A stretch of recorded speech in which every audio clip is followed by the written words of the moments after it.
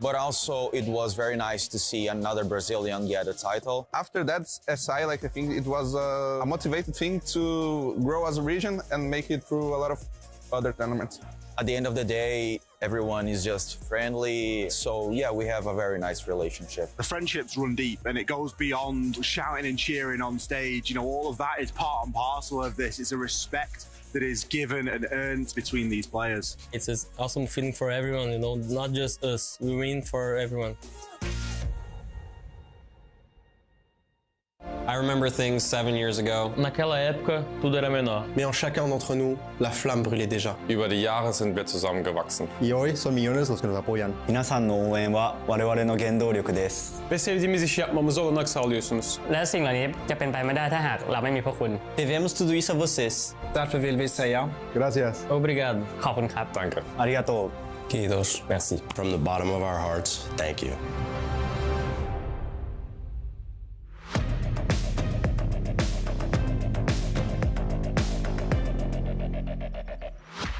With the best of one finish and potential upset story coming through from Falcons knocking M&M into that lower bracket, we're now here on the best of threes. We're going to be starting off with the first one from Group D. That's the first group that we have seen compete today, and it will be up at some point, and we're going to be walking through it. And when it is, which is right now, we're going to be looking at that lower bracket. It's Bliss up against Varrel. Now, both of these teams are fighting for a chance of survival. They don't want to go home today, but if you do lose, you snooze. You do have 3 chances, as it is a best of 3, so map picks and bans are going to be very heavily coming into favor this time around. Looking at Group A as well, which is the group that we've just seen M&M lose out, which means in the bottom lower bracket, they are joined by Fury, another team that had an interesting performance today. They very much did fight tooth and nail against Sandbox, but unfortunately, they bettered them. So with both of these best of 3s on the way, we're going to be starting off with Group D, as we said, which is going to be Bliss up against Varrel. That's the first best of 3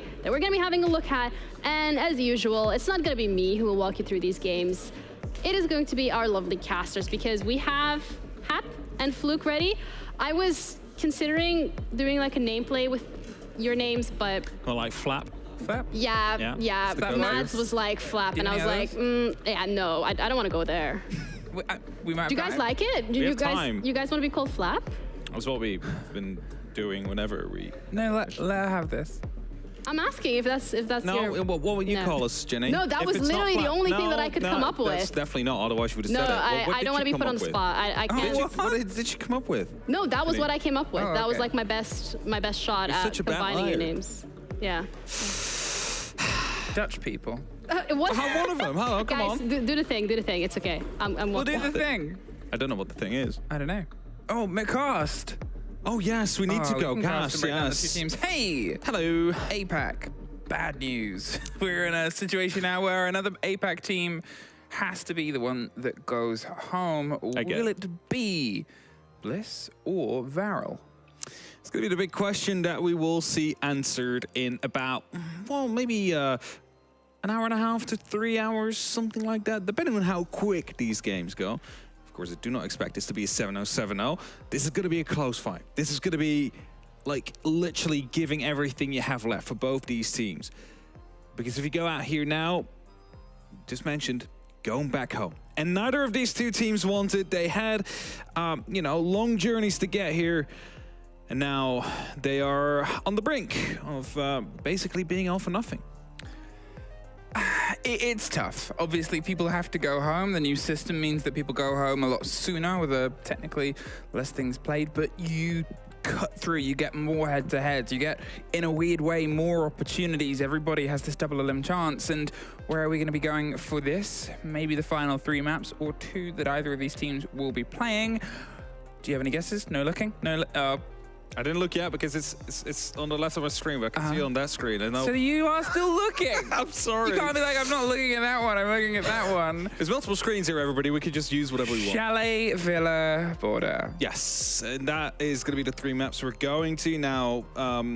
There's not, like, because we're going to a best of 3 now, those comfort picks of Oregon and Clubhouse are not going to be used anymore. So we're going to go to different kinds of maps, which there's less data on for both these teams, which means there's less VODs for both these teams to have watched. And that means they really need to be certain. This is a cool fly through. Is this the first Chalet? Do we have ones in the best 3 yesterday? I'm trying to think now. I do not remember seeing it. I love Chalet. We had it yesterday, Chalet. Chalet, we didn't get to have a Chalet. No, we didn't have Chalet yesterday. No, we get a Chalet. I love it. It's fun. It's aggressive. It leads well onto attacker teams. You can be creative with it. And then you look at the rounds that Varrel played earlier on today, and you're thinking, how creative can they be? Obviously, it's Bliss's map. It's where they've wanted to bring the fight. It's where they want to throw themselves in. But there's such a level of, what are you going to do here, Japanese Siege? What are you going to bring, Varrel? A lot of typing in the chat, a lot of camaraderie going on. The GLs coming out. These teams both know what's on the line for the other one. First ban on the board. It's going to be Dokkaebi removed by Varrel. Of course, no phone calls to come through. It's going to be making it. Yeah, I know. So for once, these players are just going to hand in their phones, you know. It's not going to be playing it this round. Ying as well. And hey, fair enough. Varrel were very good at sort of isolating and cutting sight lines across. They limited the play, they limited the performance and positions. Solace as well here, you know, and it's, I guess, if you were to describe Chalet as a map, problematic with drones and intel can be one of them. I do totally agree with you. There's so many places where you can hide drones or, well, even cameras, because the Valkyrie is being banned out as well. Not going to be seeing any of those black eyes to be hidden around. So getting in the way, map number 1 of the beginning of the end of either of these two teams, and it is going to be Chalet. And as we wait, it is going to be Varrel starting off on the defense, and it seems for now they're headed towards the master bedroom and office. First round, first run, first fight. Now, best of 3 is a very different animal, but the pressures, they remain, obviously. We find ourselves tiptoeing close to the edge of going home. Sorry, I'm just laughing because Hat knocked his water bottle over. And he just kicked it even further off the whole tricky stage we have here. Luckily, we have these nice little extenders so we can actually walk in. We can walk really far around. You're actually at the players booth right now, but I know you can see that. Yeah, we've gone. I talked about it very briefly before. Look at this drone game. Hey, oh, who's that? It's Mozzie. Mozzie's been able to steal one of their opponents, and that sort of hiding information around the plants, around those wooden beams on the top floor of Chalet is a nightmare for a lot of teams to have to deal with. And now that the Solace is off the board as well, it's going to be something that's even more problematic. If you've lost a drone to a catch on a Mozzie against you, you've got to suffer the same fate, and it's something where, well, how do you have the confidence? How do you drive yourself? Every side, every corner is a dangerous approach, and the approach starts here, underneath West Main. The steady eyes towards the angle. They're hoping somebody peeked it with the bait onto the window, but no luck. First T1D pops. There's nothing really to follow up on as of yet. Some drones start to move in over the top. Trying to make sure to get as much information as they possibly can. This timing is slowly ticking down. Jigsaw might find himself in a bit of a fight soon with DD. He's pulling back for now. They're not sticking around. You're sort of waiting. Right now, you're sort of waiting for a lean in here. We know the explosive power these two teams can handle. We know what they can sort of put towards the boards itself. We didn't get a great taste of it in the showdowns earlier, but here against more familiar potential opponents, people closer where they have a higher chance of having to team and scrim together behind the scenes. Will there be the route through? Cower on the wrong end of the first engagement. Brendo suffers not long after. There's a lot of soft, a lot of pings and angles, and with the rotate round on the back, doubled up with the Mozzie as well. Suddenly they've got to pay attention towards the site itself. Okamash is the first one gone. Jigsaw's trying to find the next, but they're about to be swung from under if they don't know about it. A second grenade kill is able to bleed themselves across the site. The fight on the Iana goes into the favor of Bliss here, and they've been able to hold on. You've suddenly got Varrel having to retake their site, retake their control here, break their way back through, but they've sort of been pulled apart just from the territory underneath. The pressure onto the door here of Solarium. Still some Yoka drones around that are bringing in some stuns right now to allow Kawa for a fighting chance, but as they take him out quickly in the site now, seems to be under control of Plant soon. Underway, as Jigsaw had the cover out there, says Fish Show. There's nothing the Echo could do there, and that means Bliss are taking the first round into their own hands. First round, first swing, and it's an important one to sort of have under your belt here. When you want to set the pace for what is going to be a long showdown for two teams, as we said, getting their first taste of a major, you want to survive the day. You want to survive the first push and bit of pressure here. There it is, great swing back round, whether they knew or just got that nice bit of timing. They held that angle from the very beginning of the round. They had that control, and it seemed like they entirely just had the number on Bliss's defense. They definitely did. They knew how to, Varrel's defense. They knew how they played. They knew where to take this from. I saw a Bliss logo. That's okay. It happens. They had a plan of approach, and they managed to stick to it perfectly. Varrel actually in their regional leagues, they've played this map twice, they've won it twice, 14-on-7 on the round differential. So overall have been very dominating on it, but it also means that there is quite a lot of, VOD footage, 2 maps you could go on where they were very successful. So you know the keys to their success. They can play into that right here. 1 kill of your opening round is sort of a Taylor Swift. Shake it off. Keep moving on. I know you're a big Taylor Swift fan. Yes, I'm the biggest Taylor Swift fan that is on this time. Yeah. No, but you have to sort of take that one on the chin and say, right, full start. Let's try and get our heads back on, lean in to more awareness, I think, of what the approach is coming here from Bliss. As I said, it looked like they had a start of a strike of what was going to be a pressure underneath, but there, what a loss. I don't know if Brendo had the full call, but shooting that out, shooting through it, and losing somebody just on the rotate. I mean, it was a drone. They took it out, tries to rotate out. It's just everything coming together well there for the side of Bliss. Good use of their information, good play with their information. And now with the entry kill, they can start going on. Another person has just been spotted out. Casa barricade in the way, gets opened up quickly. Means that Kama will have to fall back slightly, or at least find himself a bit more of a, passive angle, where he's not just out of the open, he's available to just be, quickly swung by. And that way he has a bit of a better fighting chance on that double door, on that window. So Jigsaw might be the next one, actually, as soon as he walks through that double door to take a gunfight. Yeah, they're kind of leaning into the pressure. They're not hiding their hand here. They're more than happy to sort of take loud statements, Bliss, on their approach and say, this is what we have, this is what we're taking next, try and stop us. Last time, as I said before, and tried to make the point of it, Varrel were a bit slow to pop in, but look at this, the positioning touch just on the side. Drone. Caught on the drone, not caught on the rotate. No, Kawa, stay down, buddy, stay down. Oh, just over the top of the half wall. Jigsaw gets the second one, and another drone, another kill, another bit of pressure. And here, Bliss just taking it step by step. 4 more drones left on the side of Bliss that they can play with here, but having a 2-man advantage is going to be very beneficial to them. They now know of the fact that someone's around here. They have just seen him with the Gemini replicator. He's going to grow aggressive, but the angles are being watched here by the side of Bliss, so they have the opportunity to instantly strike back if they are indeed to fall right into the crossfires. A run out comes through from Memento. We'll at least find one. Deep run out there, and you can see that Bliss are taking that moment to go, well, let's try and apply pressure elsewhere.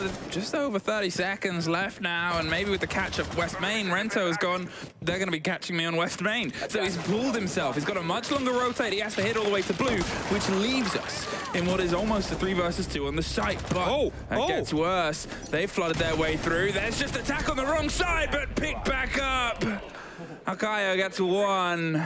A bit of confusion there from the side of Bliss is just aware. Understandable. The players were. It's like trophy was clear, right? Like it moved through, no one shot at me, start planting and get shot from that position. Luckily, having the opportunity to quickly fight back, but it's time for a Varrel timeout. They call it very early, yes. Early. And this is obviously not their map, but still, it is early to find yourselves here. Beautiful kill. I mean, that's that practice preparation. We had obviously 2 kills come off the back of the timeout. That was the diffuser as well. And it got dropped there. The watch, as I said, the rotate all the way around onto blue. it seems like Bliss are playing a safety game. They're sort of aware of the game that Varrel wants to play, and they're saying, no, we're sending in another drone. We're not going to throw ourselves into the gauntlet entirely unaware, even with the frequency of their drone game. They're still almost caught out by that player inside trophy, but very quick to pull themselves back into it. And as the timeout comes to an end, we'll find ourselves drifting back into the map in just a moment. I mean, it's kind of the game, right? Like, if you use your drones to get those kills, the drones will fall. Yep. Like, that's the first thing those players will shoot at. But it gives you the opportunity to instantly strike back. They did that successfully. I think they lost like 3 or 4 drones getting those first initial 2 entry kills, which leaves you with not much left. And of course, you'll be able to potentially be struck from the back by a player hiding, but you don't have that big man advantage. And if you're all pushing from the same side, one person hiding, getting a single kill is not going to be the end of your game, which is what they portrayed here. Bliss finding that second round, now bringing out the Jackal, it seems like. Of course, we are headed towards the basement. I mean, fair enough with the Jackal. Yeah, there's been quite some, walking around here and there, so might want to be able to catch him off like that. I think it's a good bit of momentum that Bliss are running with. Obviously, as I said, it was sort of 30 seconds when they lost the kill on the run out and then had to maybe come up with a little bit of a plan 8.5. Not quite a plan B, but you change things a little bit. The first round, if they were a bit slower and more cautious, I think the rotate from Varrel would have potentially caught them, the one that we saw on Fireplace Stairs, but they'd already moved on to the next step. They were already still pushing and still sort of thriving. And that a little bit extra pace is something Varrel have sort of had slip away from them. Can they try and match it? Ooh, there's a start. Jigsaw gone. Brento on the top will draw a lot of attention and isn't going to sit around to find out what happens on the wrong end of it. Yeah, he's just instantly trying to relocate himself. Indeed, to not stick around. But for now, it seems like they're not too worried about any of those roamers out there. They're just going to be opening up the main breach. But first, see, is there anybody out there? Nope. Whereas the electric lot seems to be all the way up at the top, but it should be able to still reach it exactly. It will, and thus the opening will be made. Instantly the rotation as they want to head over towards the trenches. That's usually where you want to get a plan down like that. Yeah, with the Thatcher on the board, they'll still have the size of the radius to take care of that if need be. They can get that breach across it, regardless of generally how deep. Maybe if it was a little bit further back inside the top, but that's all sort of miniature rolls at that point. Either way, with that wall open, how do you put the second bit of pressure? Do you try and full send, get a bit of control onto blue and the Fireplace Stairs and see if you can sneak a plant at the bottom of it, or do you rotate, put some pressure onto West Main? They've just seen Okamash being in this corner here. The pre-fires are coming down. Brendo takes a lot of damage, instantly hops back out. Now another spot coming through from the drone, and instantly the rotate to come through, but it's again a vector terrain in, takes down one of the players on the side of Bliss here. The mirror window is making Fisher Guy's entrance a bit awkward, and as I said, if you're going for that plant, you need control of those stairs, because otherwise it's so easy to swing it. And with that prep round the back opened and under pressure, Oda's trying to watch towards the player that we've already seen rotate out. The one loose thread here right now is that Oryx on the far end. DD, where are they gonna go? They have the option of West Main. The barrier's been recreated with Kibas. They want to put the C4 just over it. They're going to wait for the hits to start coming through. They're looking for a fight on the drone hole. 30 seconds, and it's a strange puzzle being put together here. Oh, this is definitely going to be a very aggressive fight as soon as he opens this one up. Should be instantly taken down. The flashback comes through! He actually punches it himself! Oh, he's down! He's able to finish it off! And now he's outside in a big rotate. Brendo gets one, but Oda is held up with the fire and caught out at the end of Akoya. Just misses the last rotate of a player who's still outside. And as Brendo tries to find a fight on the stair set. Wow, it is. Opening round for Varrel, timeout, and a new. Worked out. Happy about it as well. Laughs are coming through. Of course, they know they're in. Heard a yes sir coming out as well. And now we're headed back towards the kitchen. And what we saw there was Bliss basically struggling with taking control of that first floor. I mean, again, good drone usage there. They knew where Okamish was, but as they wanted to go... It's such a painful death to go on with. Unfortunate death. But Okamish, like, he has been spotted. He's taking a fight still. He steps out just a little bit. And I mean, that's genius. That as well. It's just genius. Genius. Sees the flashbangs like, that means no gun up. I can start running at him. Because if he sits and waits, he dies. Yeah, at least he's going to be blinded, right? So it's like, you take the initiative. As a wise man once said, swing or be swung. That was definitely a swing, as he didn't get swung. Didn't get swung. No. Even him with the stew. No. Okay, Bliss. You know, I would still say that there's been a good bit of pace. There was obviously surprise strikes, and you're off on the back foot from, as we can see in the replay. Unfortunate timing, but that is a big part of this game. Everybody's used to it. The takes they had before, the pace was always a bit hot. The pressure was always let in with their foot first.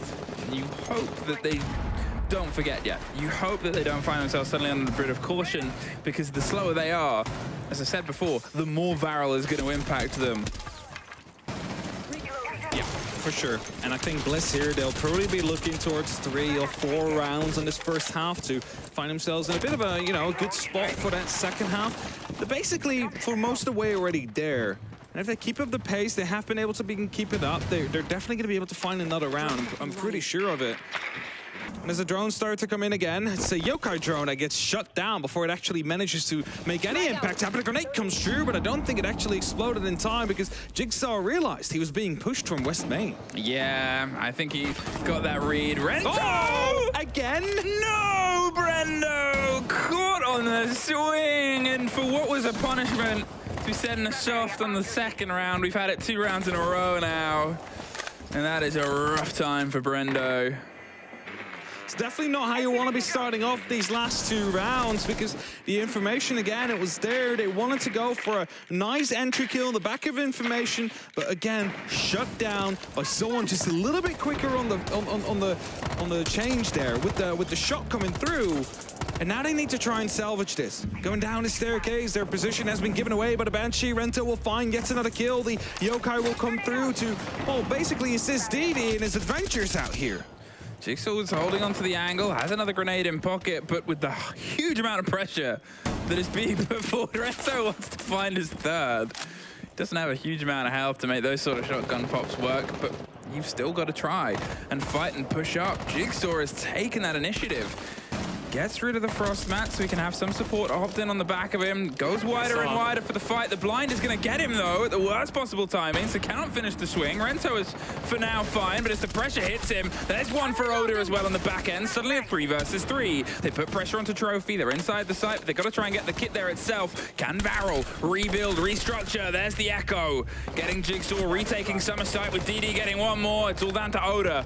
40 seconds, a 2 versus 1, and no kit. Goes for the rotate back to West Main. It's because I said there's still a player on the side of Bulletproof there, giving away the information needed to find the kill onto Jigsaw, who found himself on the site.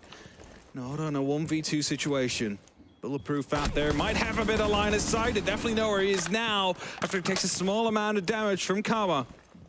They're just hiding. They don't need to go for a swing here. The time's definitely going to be running out very soon, so Oda needs to make a push happen. Could not quite find it with the 9mm. 2 rounds, 2 rounds, right back. Special handshake into a Sue. It's evolving every round. It's evolving. Is that a solved Rubik's Cube? I think he solved it, yeah. Is that his warm-up procedure, you reckon? Imagine that as like a threat. That's great. They solve a Rubik's Cube in front of you. Your defenses don't matter, because I can solve a Rubik's Cube. I can solve a Rubik's Cube. This isn't just mind games that I do. I can solve your defense. I do mind games for fun. Rubik's Cube. So someone brings in like a crossword. Oh. Well, you know his actual business at that moment of time. You're not winning that game. Yeah, it's solved. Nice. All right, 2 back, 2 right round, and to be honest, 2 on your defense when it's not your map on Chalet, it's not that uncommon. If they get 3, suddenly Bliss are in a little bit of a danger zone. Yeah, they want to make sure they find themselves with 3 or 4 rounds, Bliss, to give themselves the good opportunity of locking it off in that second half. I mean, we've seen 2 4s, you know, go around the other way. We have. So it's not impossible. Anything is possible in Siege, unless the game's over.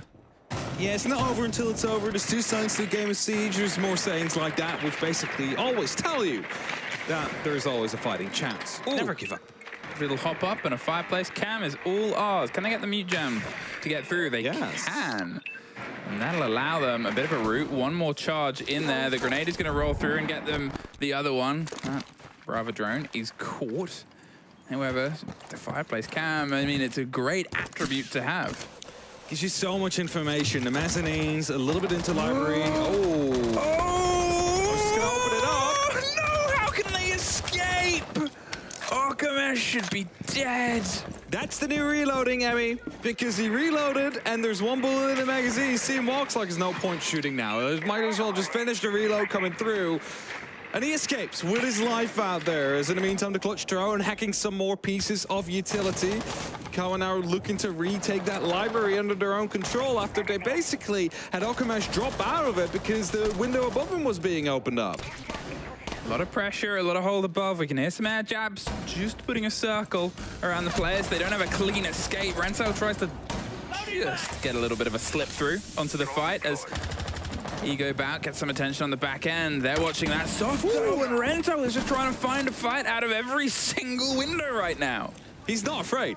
The man is literally like, oh, you're there, let me go for a swing. Oh, there's someone there, let me go for a swing. And sometimes he finds them, sometimes he just scares them away. But for now, still 5-5, a minute 10 on the clock, and library not under control. A little bit of damage being done here. Fire now being sent in as well by Fisho. Actually, smoke, I thought it was going to be fire. Yeah. Might be able to give themselves some support, but the smoke canisters are going to stop him from jumping in. That's it, they're sort of saying you don't have a clean plant, and DD gets them as they try and push in and get control above. They've dropped down and rotated a bit, and Brendo, great take onto DD, takes a bit of damage, but it was such a quick swing round. We can still hear the smokes and fire popping, you assume around the site itself, as Rento is holding onto one stair set, Kawa onto the other. They want to see an approach and appearance. They think that Bliss have abandoned the sort of drop down onto the hatch and the wall onto stock.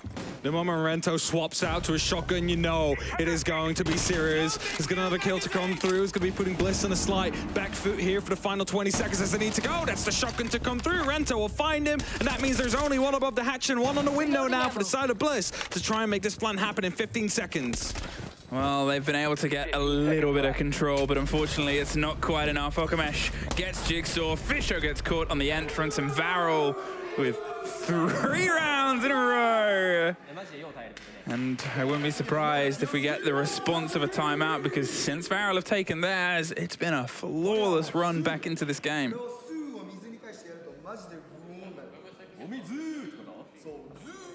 Enjoyed listening to them. It's a new hotbox. I don't understand except for the suits coming out. I do not speak any languages other than English, unfortunately. I will be no help. Yeah. Unless it's English teams or English conversations. But even then I could understand. Yeah. So, yeah. So you won't need my help. No. Sorry. I understood Let's Go. Yeah, I understood that, yeah. And Siu is obviously is a celebration that they're giving in. Back to Snowmobile, back to the bottom floor. You know, I don't know if Medics is observing this game, but I know every single time that Varrel says Siu, he is also saying it. Medics will be going. He just said it down our heads. Medics is observing. I have that confirmation. We're going back towards Snowmobile, and this is where Bliss struggled with clearing out the first floor, Emmy. Yeah, they haven't taken the time out. They want to see if they can try and push themselves over. Fair enough. I mean, although this is a map that does generally favor attackers, if you think that you can solve it in the issue and you can save your timeout, or if you just think, to be honest, we're better at defense and they're worse at attack, fair enough. You know, there's, as you said, there's never an impossibility to any score or any setup in Siege. We've seen 0-6s and 6-0s from either side, on either side. Yep. Can it be enough, though? As you said, it was an early death. It was a little bit of a missed opportunity from them, punished incidentally. No real fault of anybody's. Sometimes you just spray through a soft or an angle on a hunch and catch the rotate. Was that a pre-play C4 I just saw out there? I think it is. Oh, quick jump with the mirror.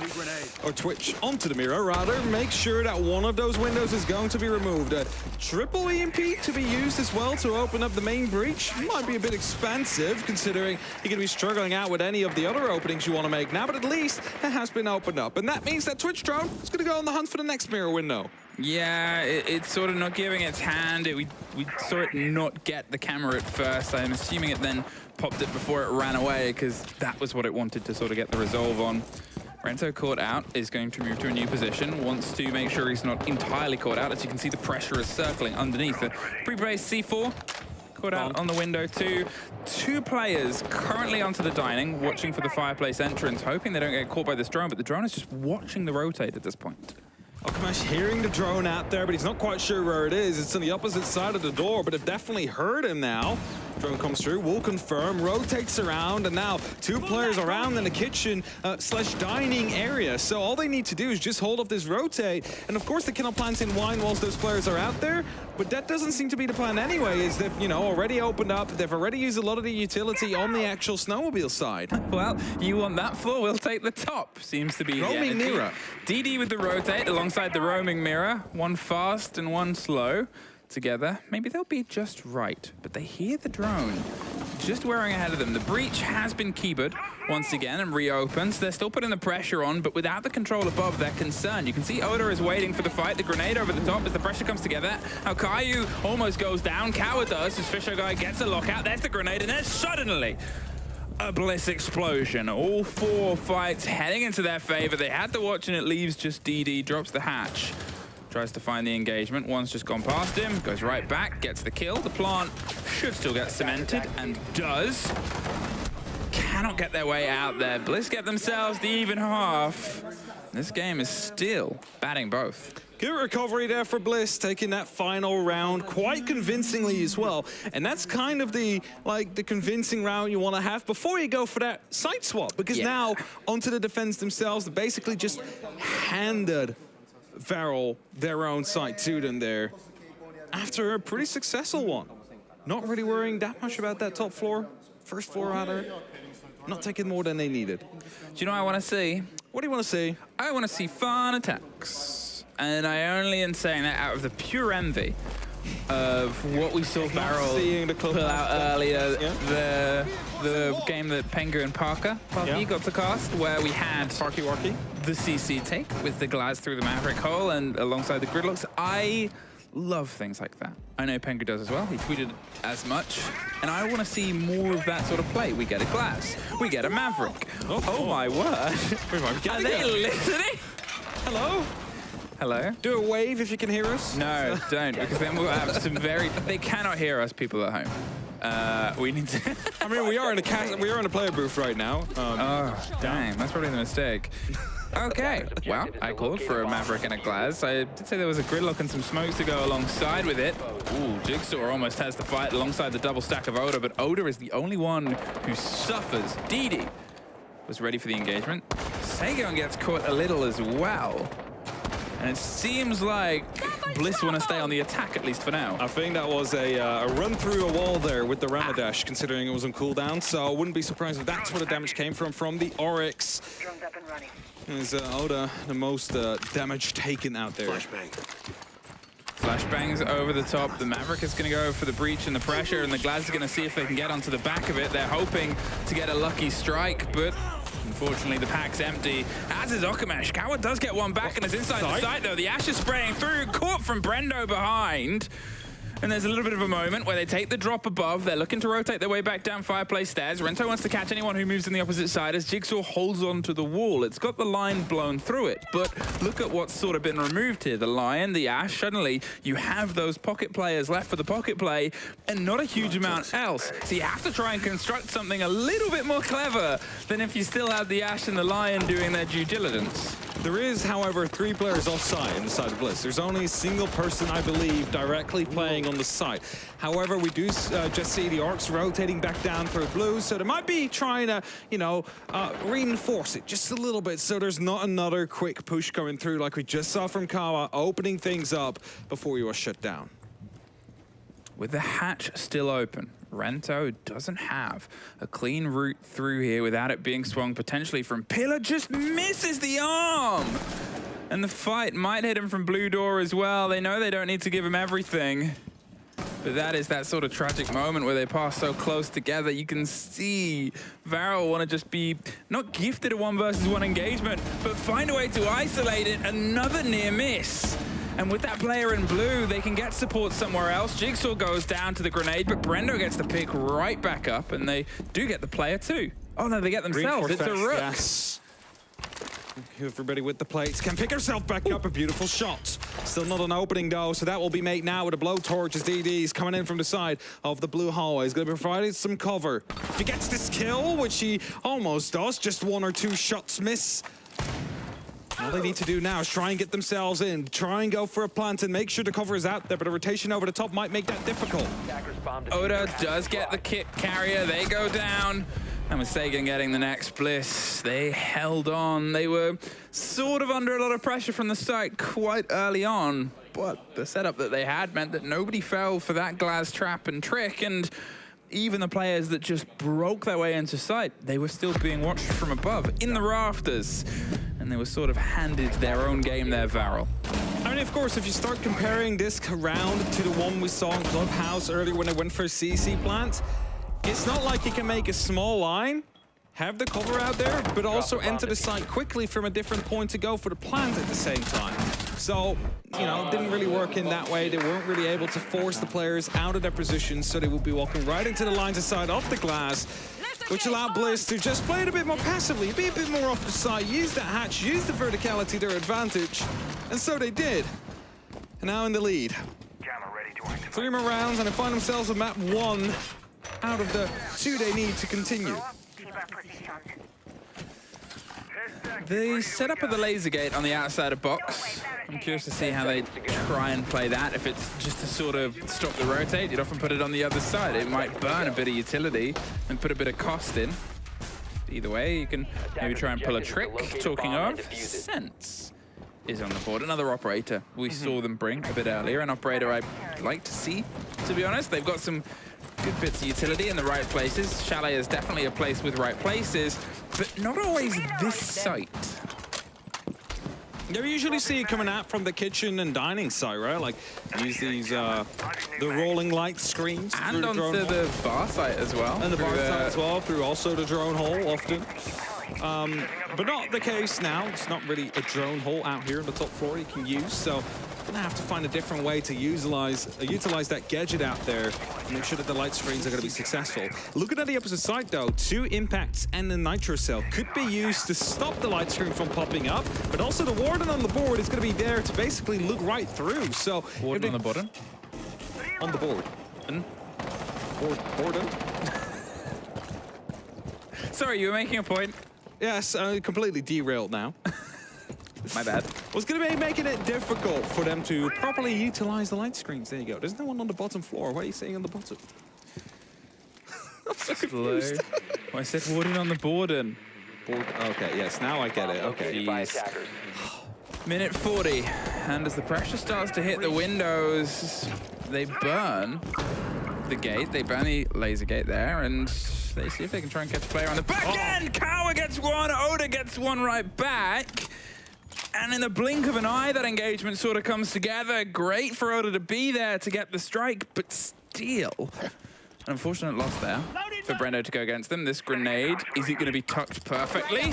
Yes, it is. Fisher guy caught out like the fish he is. Another grenade tossed. It's not going to be finding anything out here, but he has the opportunity to move up now. Camera did spot him out, though, so he's going to be rethinking his path as... Not quite sure where that damage came from. Was that from the window Okamash is on? Potentially, just... Well, yeah, they were able to get the angle and swing themselves around as they got the rotate through the breach and the broken bit. Sagan swings out, finds Akayu, puts the diffuser down outside the door itself, looking for another engagement. That's all the angles that work into his favor. Okamash goes for the aggressive retake, but cannot quite get the control of the recoil. There's some cover and support. Barento is inside the site with a second to his name. 30 seconds. And with Jigsaw having to rotate his way around onto the back, they have some of the pings. I'm not sure if they've been able to get an idea on where the kit is, if they think that Varrel have it or not, but for now they don't, and he's watching the perfect place to get the strike. He needs to isolate this engagement. He knows that it's the 2 versus 1. Just misses the rotate, though. And Varrel, one more round, one more back and forth, 4 apiece. Keeps them in the race. Good round coming in from them there. They realized what they needed to do. They brought it to the board as well, isolating the kills necessary. And Kama, I mean, it's unfortunate he instantly got basically swung upon as soon as he went for that fight. And I was going to mention, like, it might hurt them considering they've just lost those light screens, which could have been a big part of the utility game they wanted to go for, but it didn't matter in the end. We might actually get to see it on a new round to come through at some point. But actually, swaps off this time. We go to the Ashe instead, even though this side does lend itself slightly more towards the use of a sense.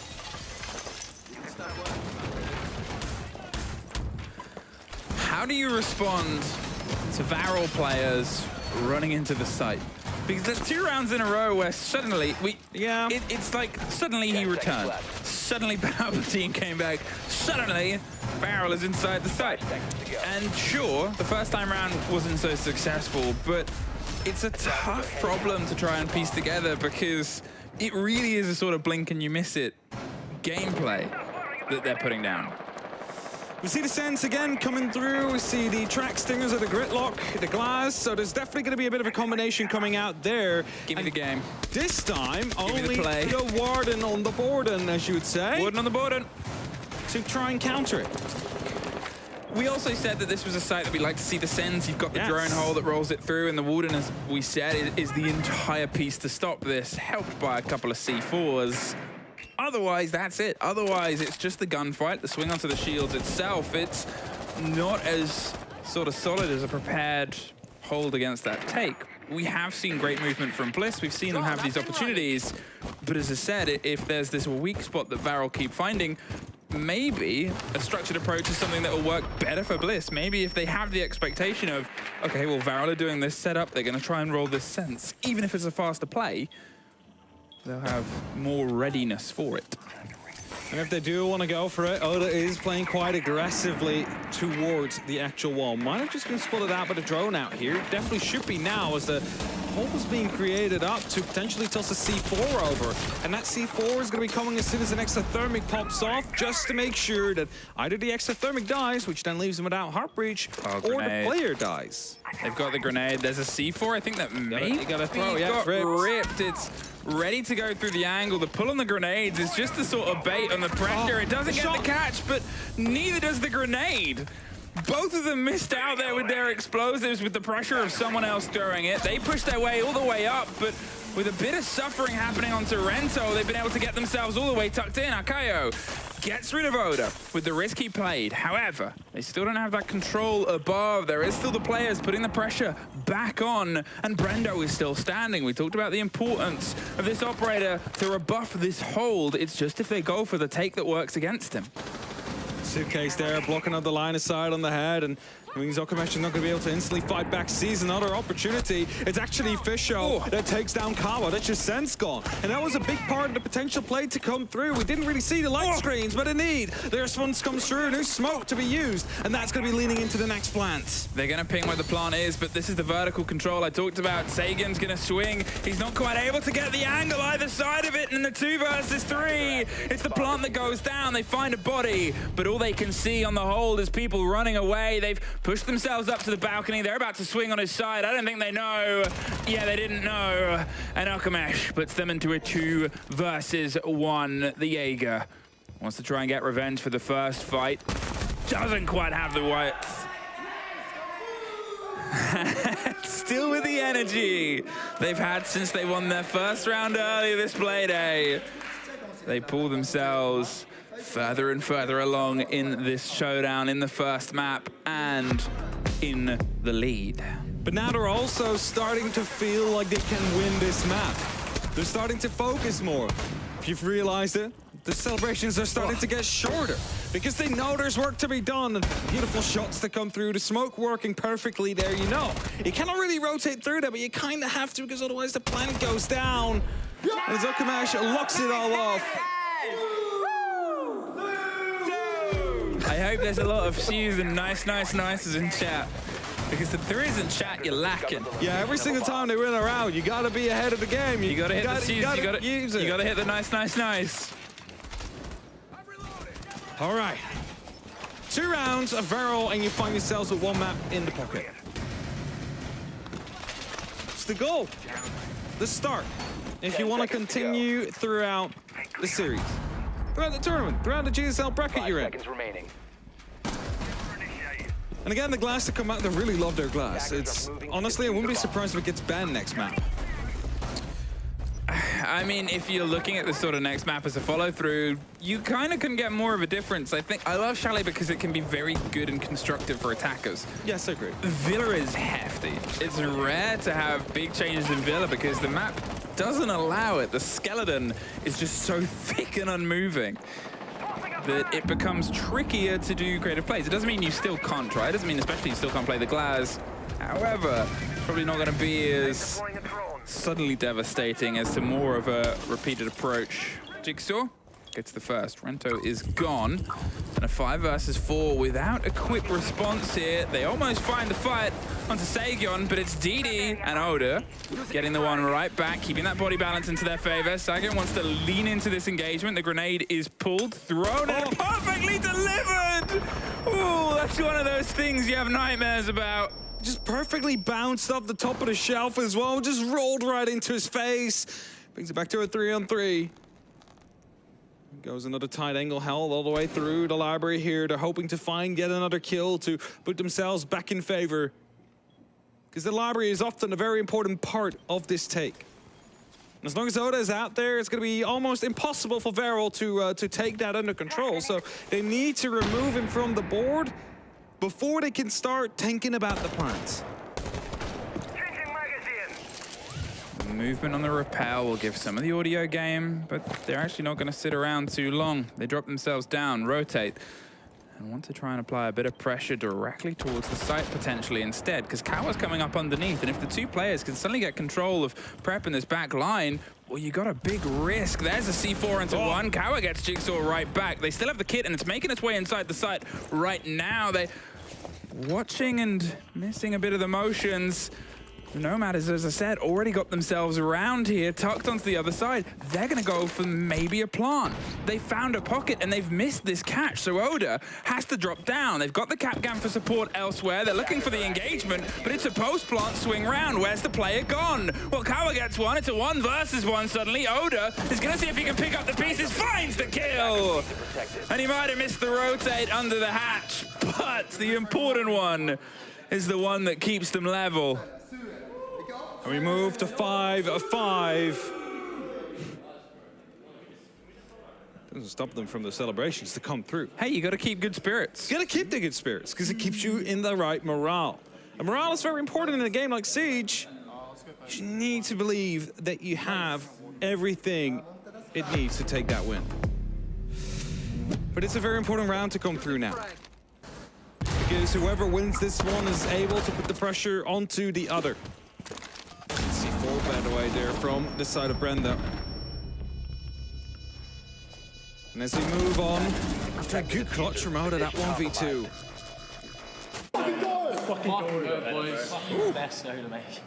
Getting into it as well. We'll be getting into it in just a second.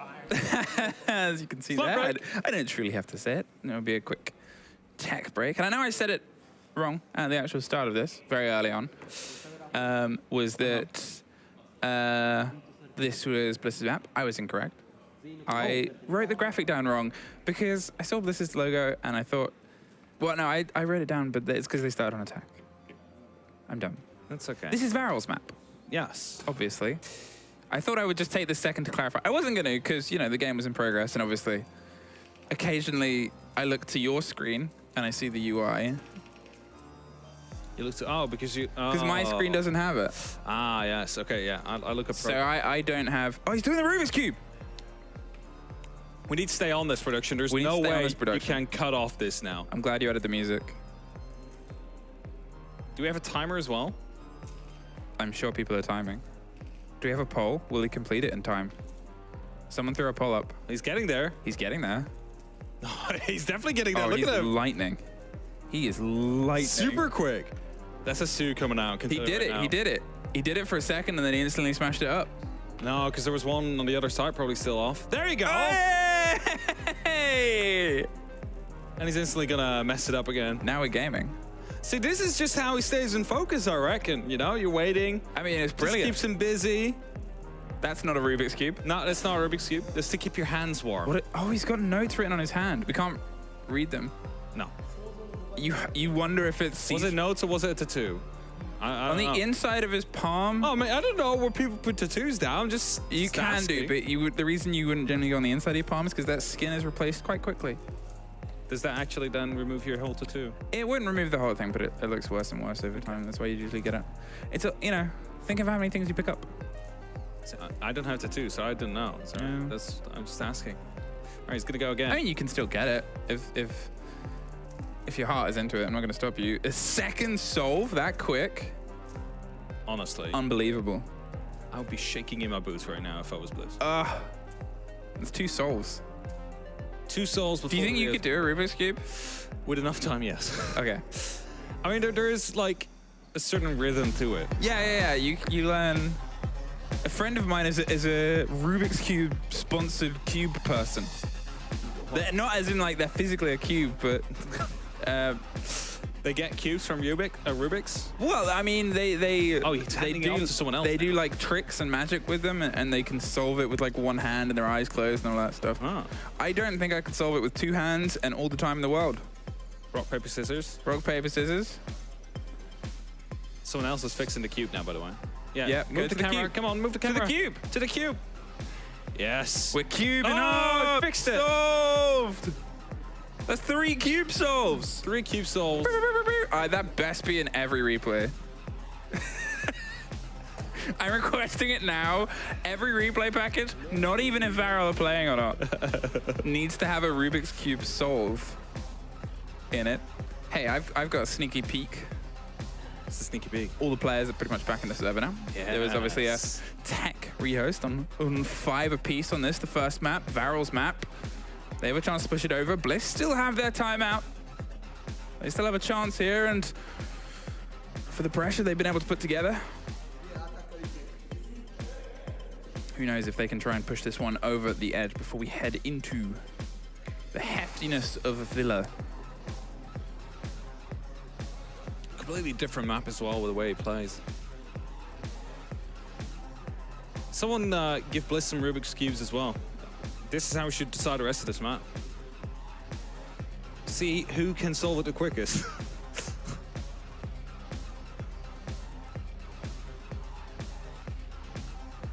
Nice good background music while we wait. Claps are starting to come out. Sure, soon we get the thumbs up. There we go. Thumbs up given. And that means we are back in the way. As you can hear as well. See this for rehost. For rehost, for kills, for round wins. Even if you lose a round, they just toss one in. The vibes are always there.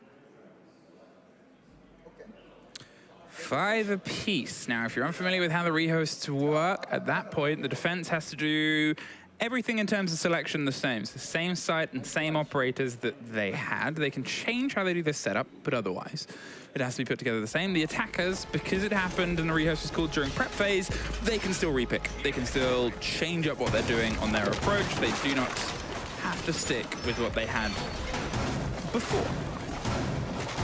Yes, as long as the repick phase, of course, is still going on, they always have the opportunity to go for that repick. And as we then wait and see how this next round is going to be playing out, again, I will be mentioning it to you. Whoever wins this is finding themselves on the important 6th round. If we are going first to 7, unless we do hit a 6-6, in that case it will be first to 8. 5 seconds to go. And that means that whoever wins this is going to be making sure they are finding themselves with less pressure than their opposing team.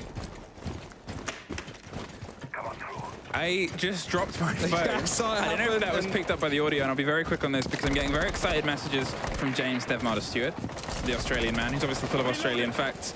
Did you know Sejon and Brendo are brothers? Yes, I have heard. Oh, I did not know. Thank you for the fun fact. There's a fun fact for everybody at home from James Devmarder Stewart. All right, so the Monty is now coming out. A change, something we haven't really seen yet throughout this game. So how are they going to use it? Of course, it means that, you know, it's a completely different kind of playstyle you're going for now. It's often used as a bit of a shepherding tool, trying to push those defenders out of position and maybe find them on their rotates. There's a lot of angles being watched, and the first drone coming through is going to be aware of the fact that there's a player out there. Actually, you know, it's an Oryx on the board. So it is, but don't want to go for a 1v1 there as the Monty. Yeah, it's that sort of weird trade-off. If the Monty has support, Sejon's like, I'm not going to sit around and find out what happens next. But if you are in that situation, smash the wall, knock the player over, and take an easy pick. In the meantime, Okamesh has been able to push all the way up here. If he doesn't know about Oda, it's a contact play. If he checks the corner, he's going to be shut down. If he walks forward, he's going to be knifed in the sight, most likely. So it's a lose-lose for him if he goes down that staircase. Yep, but they've done a good job of shepherding here, Varrel. And now as they start to crack their way open across the top, they're forcing any players behind the pillar out of potential position here. They're making things on the corner box tricky as well with the breach coming together. They're just shepherding. But nobody's been caught. Remember the last time we saw a Bliss hold here and it was tall. There was extensions all the way. They kept the vertical and that sort of ruined the push of Varrel. Here it's the opposite. Bliss have gone, they're going to go for our verticals, so let's lock ourselves down. Put ourselves in an awkward situation, and with those charges still on the wall, there isn't much that the hard breach can do at this point. A swing round and a swap towards the west main trench take. They'll be opening that up. It's going to be removing Fisher guy from his current position, or at least he will have to go at a bit more of a passive angle, get shut down from above. Beautiful angle to be used there, and that opens up the site just slightly for them to try and get a plan down, Varrel. Sejon with the rotate round onto the back. They're watching and waiting for this fight, and there it is, the drive all the way as they try and go for the plant. It's caught from the swing round, the double stack above the hatch as well, but it's all sort of fallen either side, a 2 versus 2. They've got the kit down. Brendo can be recollected. He's not too far into blue if they want to try and push it, but instead, they're hoping they push for them and they lose the fight. Alcayo is able to get one more. It's now this sort of 1 versus 1 situation, 30 seconds, and they pull themselves back towards it. It is one more round for Varrel and one more to take their map. Can't imagine the celebrations that come out when they get their first map. The energy they have, the focus they have in the round as well. So many Rubik's Cubes solved. There's so many Rubik's Cubes solved in like the in-between maps. I guess like at least 8. I love this, by the way, the use of the angle out here. They knew there was someone behind the shield. They managed to take him down. Suddenly it opens up so much free ground. Just get that plan down. You do have to have a lot of faith. You do have a lot of faith. I mean, you're walking into fireplace door and turning your back to the whole map. Yes. So you need to make sure that it is safe from any of the roamers out there. Which, of course, you know, they managed to make happen with the shepherding. They probably had some droning out there to give them some information, but there is an Oryx on the board. And Oryx, you know, he can just go anywhere he wants to. He just jump up at any given time and be a nuisance. Varrel on map points. Not yet match point. It is a best of 3 that we are on to today, right now. And that means that after this one, we still have Villa and potentially even a border afterwards. Varrel wants to lock it off here. They want to get themselves that map on the board. Show what they're made of. 3 minutes. Starting now. Between them potentially winning their first map, or us going to overtime. Dun, dun, dun. I mean, you know, as this progresses, as this becomes one side a bit more aggressive and violent, they see if they can step themselves into the fight. It's a quick second of pressure here. The drone just rolling ahead of Kawa. He wants the ping, the pop, and the pace behind it, but they don't quite feel fully confident with that bit of motion. I think if there was one player, they might have risked it, but they saw 2 or 3. It's too dangerous. You don't want to take that fight. The odds are heavily stacked against you. 50-50 is okay. As long as it is a bit less than that, you're most likely not going to want to go for it. Jigsaw giving away some good information here. At least one person is accounted for. They, of course, had the knowledge of someone being around on the balcony as well, and that means that Bliss is trying to play off this, trying to be as passive as they can. They don't need to take these fights. The time is in their favor. And you can see with the way they play, they're all heavily stacked on the site. No one is out there looking for fights in the actual map, except for maybe Brendo, who's down below, making sure that that verticality stays within the hands of Bliss. They're still holding on to this first engagement for as long as possible, Bliss. As I said, it was a problem that we saw in the first couple of rounds, is how do you stop Varrel screaming into sight? And as I said at the start of this, they were looking for a 1 versus 1, and Bliss have just refused to give it to them since that early engagement, since those early forays into, I want to be on the site right now. Fisher wanted to be off the site. Flash thought the pressure was coming, tried to lean in, and suddenly another body goes into the favor of Varrel. Jigsaw gone, and Magoda not far behind. It's just down to the two brothers previously mentioned to try and keep them in this first map. It is all just down to Brendo. 1 versus 5. Sees the first on the bed, but the first map goes to Varrel. The first goes their way. They are halfway through what they need to do today to manage to continue. Let's see if they can upon the next map, which is going to be Villa. But before we head there, we are headed into a very short break.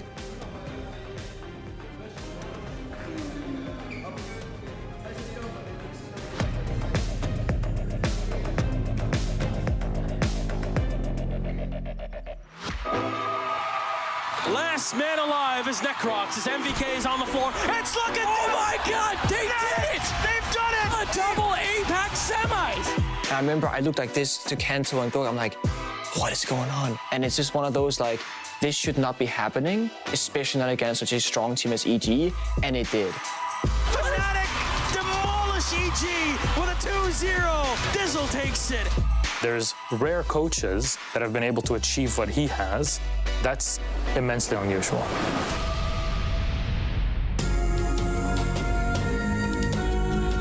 It is Evil Geniuses against Fnatic, a match that any esport would want to have. Yeah, two big organizations with a ton of history in esports behind them, but one has a bit of a Himalayan mountain, a Herculean task ahead of them. The night before we were supposed to fly out to Brazil, I get a bit of a stomachache. I try and, take pain medication or something. Nothing works.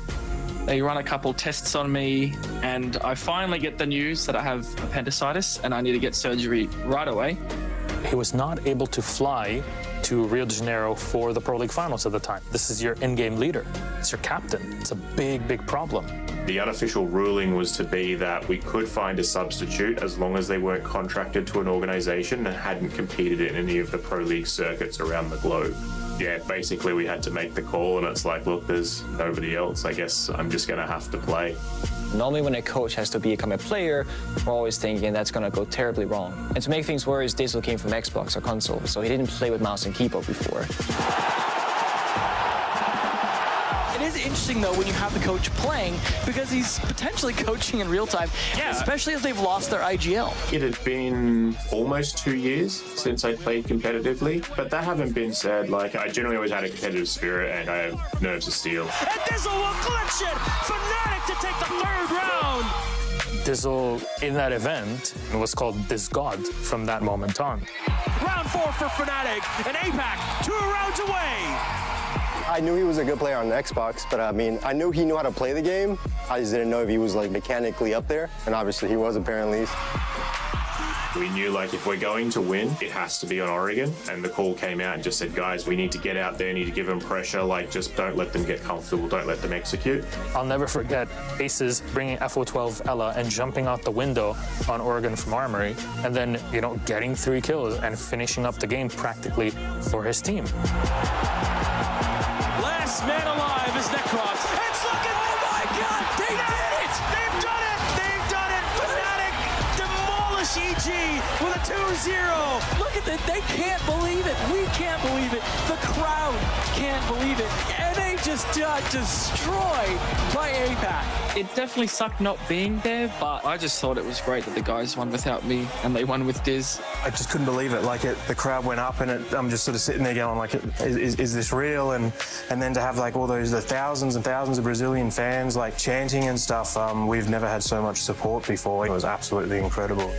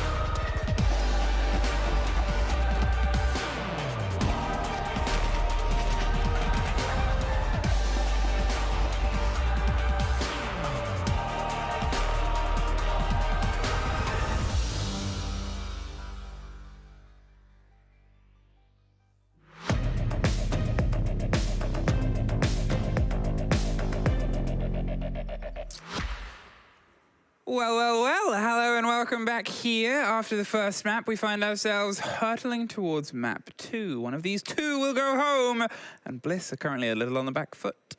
They are one map behind currently, and that means they need to win this very next one if they want to have an opportunity at finding themselves on that third map and have a potential run.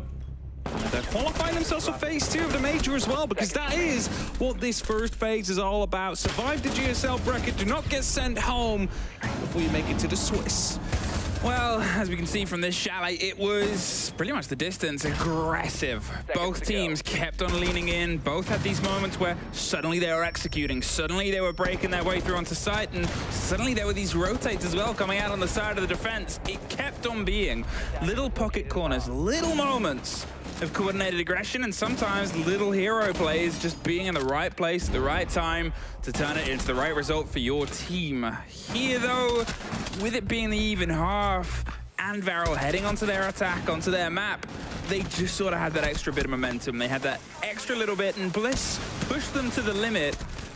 But with this now, and potentially a border afterwards, if they're gonna have their route all the way through, they gotta try and save as much energy, because I have a feeling border will be chaotic. Chaotic is always a good word to use for border, and then we have Villa, which is going to be the complete opposite, usually, right? It's like a very defense side of map, we usually say. It's very hard for attackers to get into the map, which is maybe why Varrel will not be as favored in this next map as they might have been in the previous one. it's just difficult. They cannot go for the same amount of plants, or at least not in the same direction as they would maybe want to. But if they've kept an eye out on the European League, they might have seen a team called Wild, which were quite successful at getting quick plants out on this map. So who knows? They might take a strategy or a page out of their strategy book and still go for some quick plays here on the attack. I mean, as I sort of said, it's not that Villa doesn't work well with quick plays. It can work with creativity. I mean, we've seen even world champions, G2, bring these blitz plays and bring these sort of pocket positions, doubling up on AVG and putting the pressure onto the windows, or playing the smokes down onto the drop down onto the split side, or getting a tuck DOSA plant. There's always an option to do something interesting. The problem with Villa is it's hefty. There's so much that cannot be moved or changed or sort of adapted around it. And when you're driving behind that idea, if you're up against a team, which you assume Bliss are, confident and collected in how they set up their defenses, things might be a little bit more costly. Good to see that now for those of you that missed out on the very first. The map video is now on screen. Just had Chalet ended in a 7-5 victory for Varrel. It was very close. It was very down to the wire, but they were able to bring it in with a flawless round in the end as well. So really showing a bit of their potential strength for this next map to come through. But Villa is thus where the battlefield is headed next. And as mentioned, it is a bit more of a defense-heavy map. It's a bit more structured as well. The quick plans might not really work out as much, or at least not to the capacity we've seen them so far. So Varrel need to adapt, and have played it once so far over the last year. Well, not year, but over the stage, rather, that got them qualified here. They lost it with a 4-7 scoreline. So it shows you it's not their best map. Let's see if they can improve on it. It's always the way up, isn't it? It's you're not just trying to pick your best map. You want to pick their worst map. Yeah, I totally agree. You want to put the opponent onto a map they're not feeling super comfortable on, and you're like, yeah, that's okay. Like we can take this map, or better, we'd love to play this map. That would even be better. If you love to play this map and they hate the map, and you somehow end up there through the banning phase, you've done well. Bliss banning Dockerby once again. Still not getting a run in here. Still not getting a show up into this showdown. Will it be Ying as well? Is it that sort of continued blow for blow? No. Thatcher instead. And okay, if you're looking at Villa, if you're looking at more solid walls and you want to play against that, you want to sort of play these long extensions, you're thinking of maybe, you know, if you've got a bit of an opening from AVG, if you're looking out towards the balcony, Valk, though, will stay banned. Not seen that one again, no.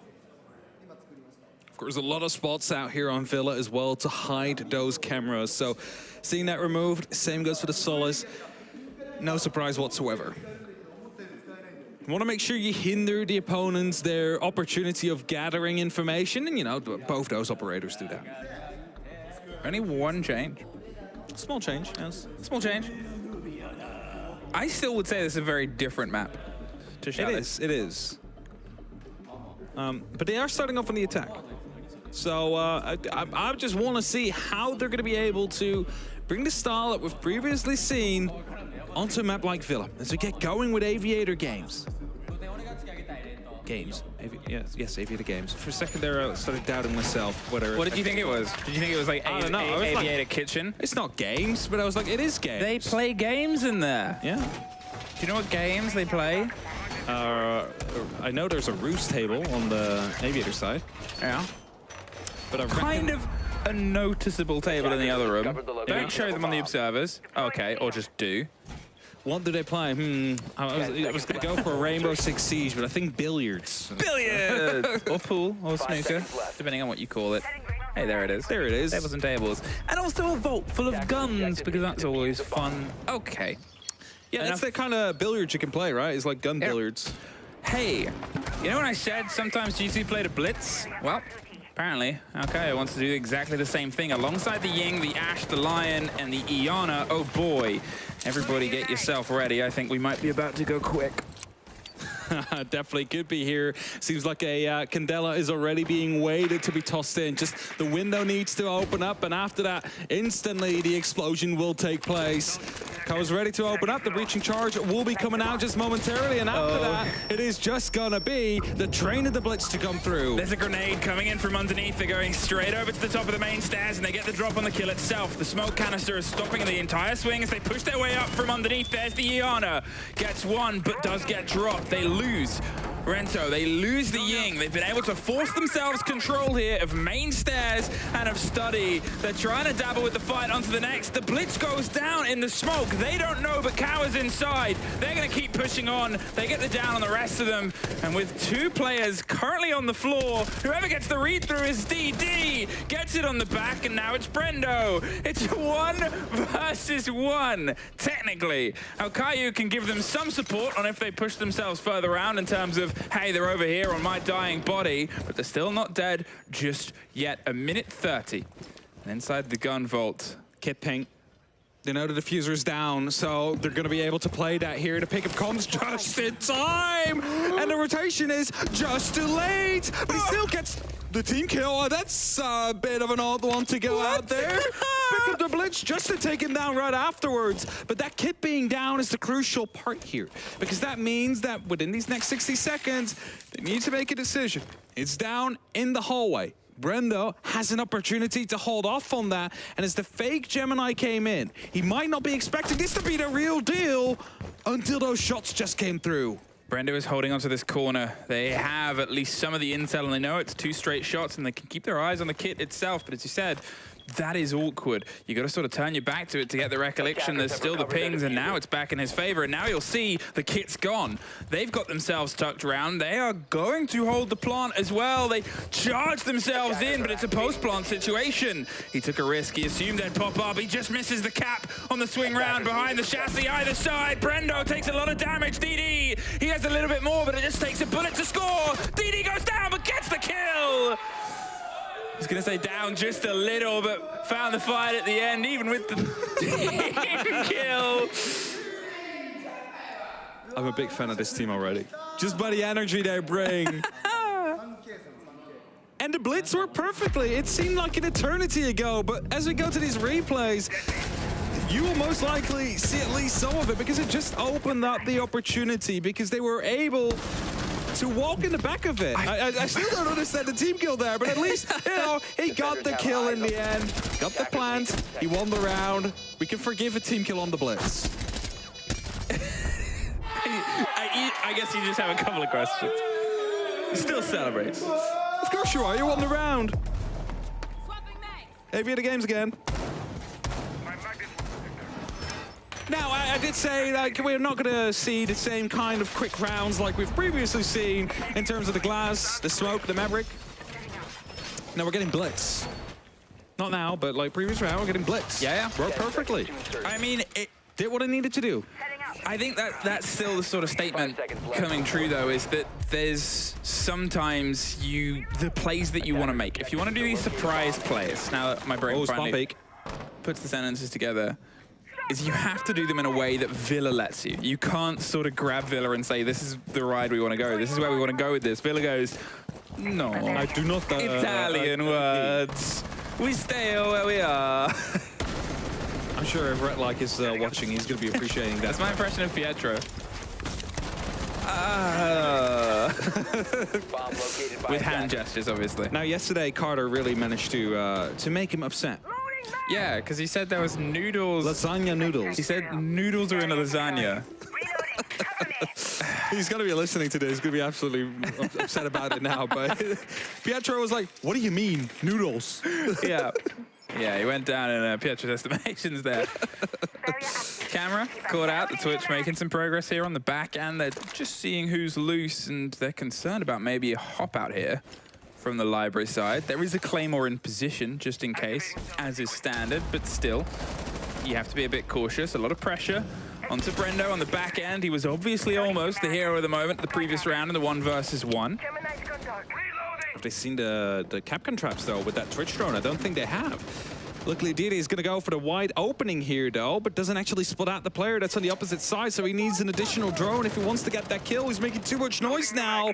Brendo has the opportunity to strike, but as he checks, the knock has suddenly disappeared. And there he goes! Brendo still finds the initial kill, though. So close to fight on a wire. And one of them is able to survive. The defender gets to hold on to a huge portion of land here. They have this sound cam right inside the site. Got it from the opener and trying to just get a loose player, a bit of damage onto a vacant spot. They have a sound cam, they know what one player is. Yeah, the grenade goes in the complete opposite route. Would have been an easy pick. It comes out now, I think. Yeah, they have it. It should be a guaranteed. Oh no, it explodes too early. And now Okamesh doesn't have an extra grenade left to try and play from below, and that means a free opportunity for a kill missed. Yeah, that really is a huge missed moment. It was entirely free to pick up that body and get themselves back even into this game. And now with only 40 seconds left and with the time spent doing that take, well, they just got to try and force themselves through. Jigsaw gets another on the back end. That's 2 bodies lost on the opposite side of the site. Oda suffers quite a lot. Not sure if that was Sam Cam and pre-fart from below, I think. Yeah, the information trying to lead them through. 20 seconds. Nobody's really close to the site in terms of getting inside of it. This round will probably head towards Bliss as they try to take it a bit slower here. Didn't really work out. The Grenade's not able to find the kill they were looking for and find themselves with 2-man disadvantage right now. Okamesh is going to try. Gets taken down as the diffuser kit dropped, and that means the round is officially over. Bliss will find themselves around as well to equalize the score. And I'm wondering if it's actually Bliss shouting it as well. I'm wondering too. The response to, yeah. If that's maybe what they've agreed on, like everybody just sues whenever we Everybody sues. It's good energy. Oh, Brendo there. As we said, the audio was so close. Jigsaw just getting the swing out. I mean, it's always the risk when you're out on that balcony. If you don't have control of the bedroom, you're going to get swung for that. They put the Sam cam up in through that hole not much longer before they actually got killed from that position as well. So you do wonder, you know, whether it was just a missed call, it's clear, or whether they just didn't have anyone actively watching it. Either way, one apiece once again. These two teams find themselves neck and neck, and well, with Bliss getting their first defense of the game, can they try and push it to 2 here and double up on the top floor?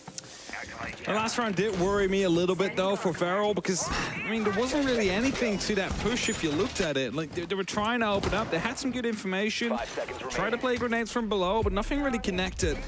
That's not really what we want to see from them in this map. We want to see their attacks connect as well. Again, the last time they played this, they lost it 4-7 in the regional league. So it's always a bit of a worry when, you know, attacks don't start to connect. Of course, their first rush did, but it also got quite close. It was a 1v1 in the end. You couldn't get closer. Well, I mean, I guess you could if it got there without you doing a team kill. Yes. Or if it was like you got the Monty kill. Monty kill. Oh, through a soft on a ping.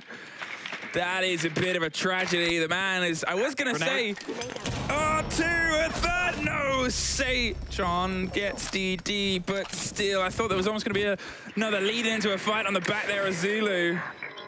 Instead, they pulled themselves back in. Either way, as I was going to say before, the Monty didn't even approach cautiously. He was fully deployed as he walked towards the site. Or walked past the building even, site is, I think, too precise a word. He walked up to the door. He walked up to the door.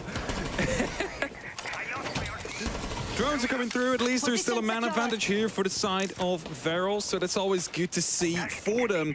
But both those kills happened on the opposite side of the map, and you're losing your player also opposite side of the map. So, you know, you haven't really done anything towards the site yet, which is what they're working on right now. They have 90 seconds to do so.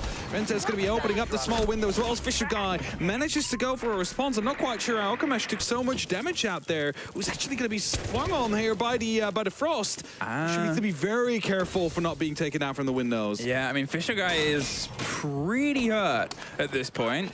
Kawa takes a little bit of damage at the same time as well. They're trying to force their way through. Okamesh takes even more, and Kawa takes even more.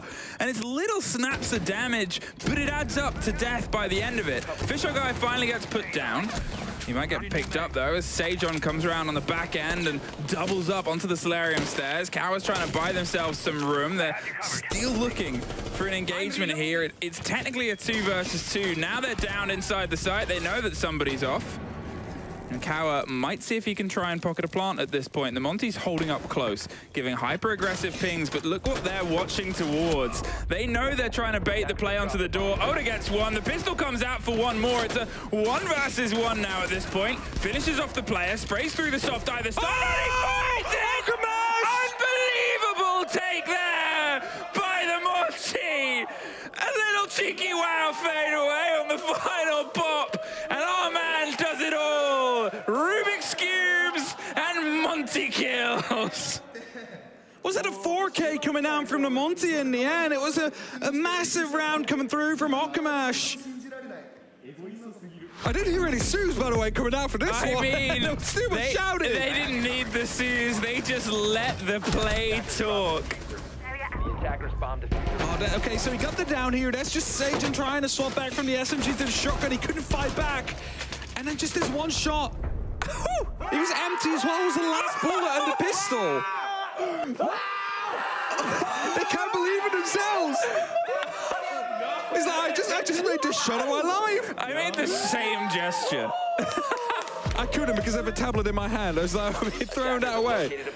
But it was the last shot in the pistol. He was out afterwards, and he gets that kill beautifully. 10 seconds left. And again, trophy going on next.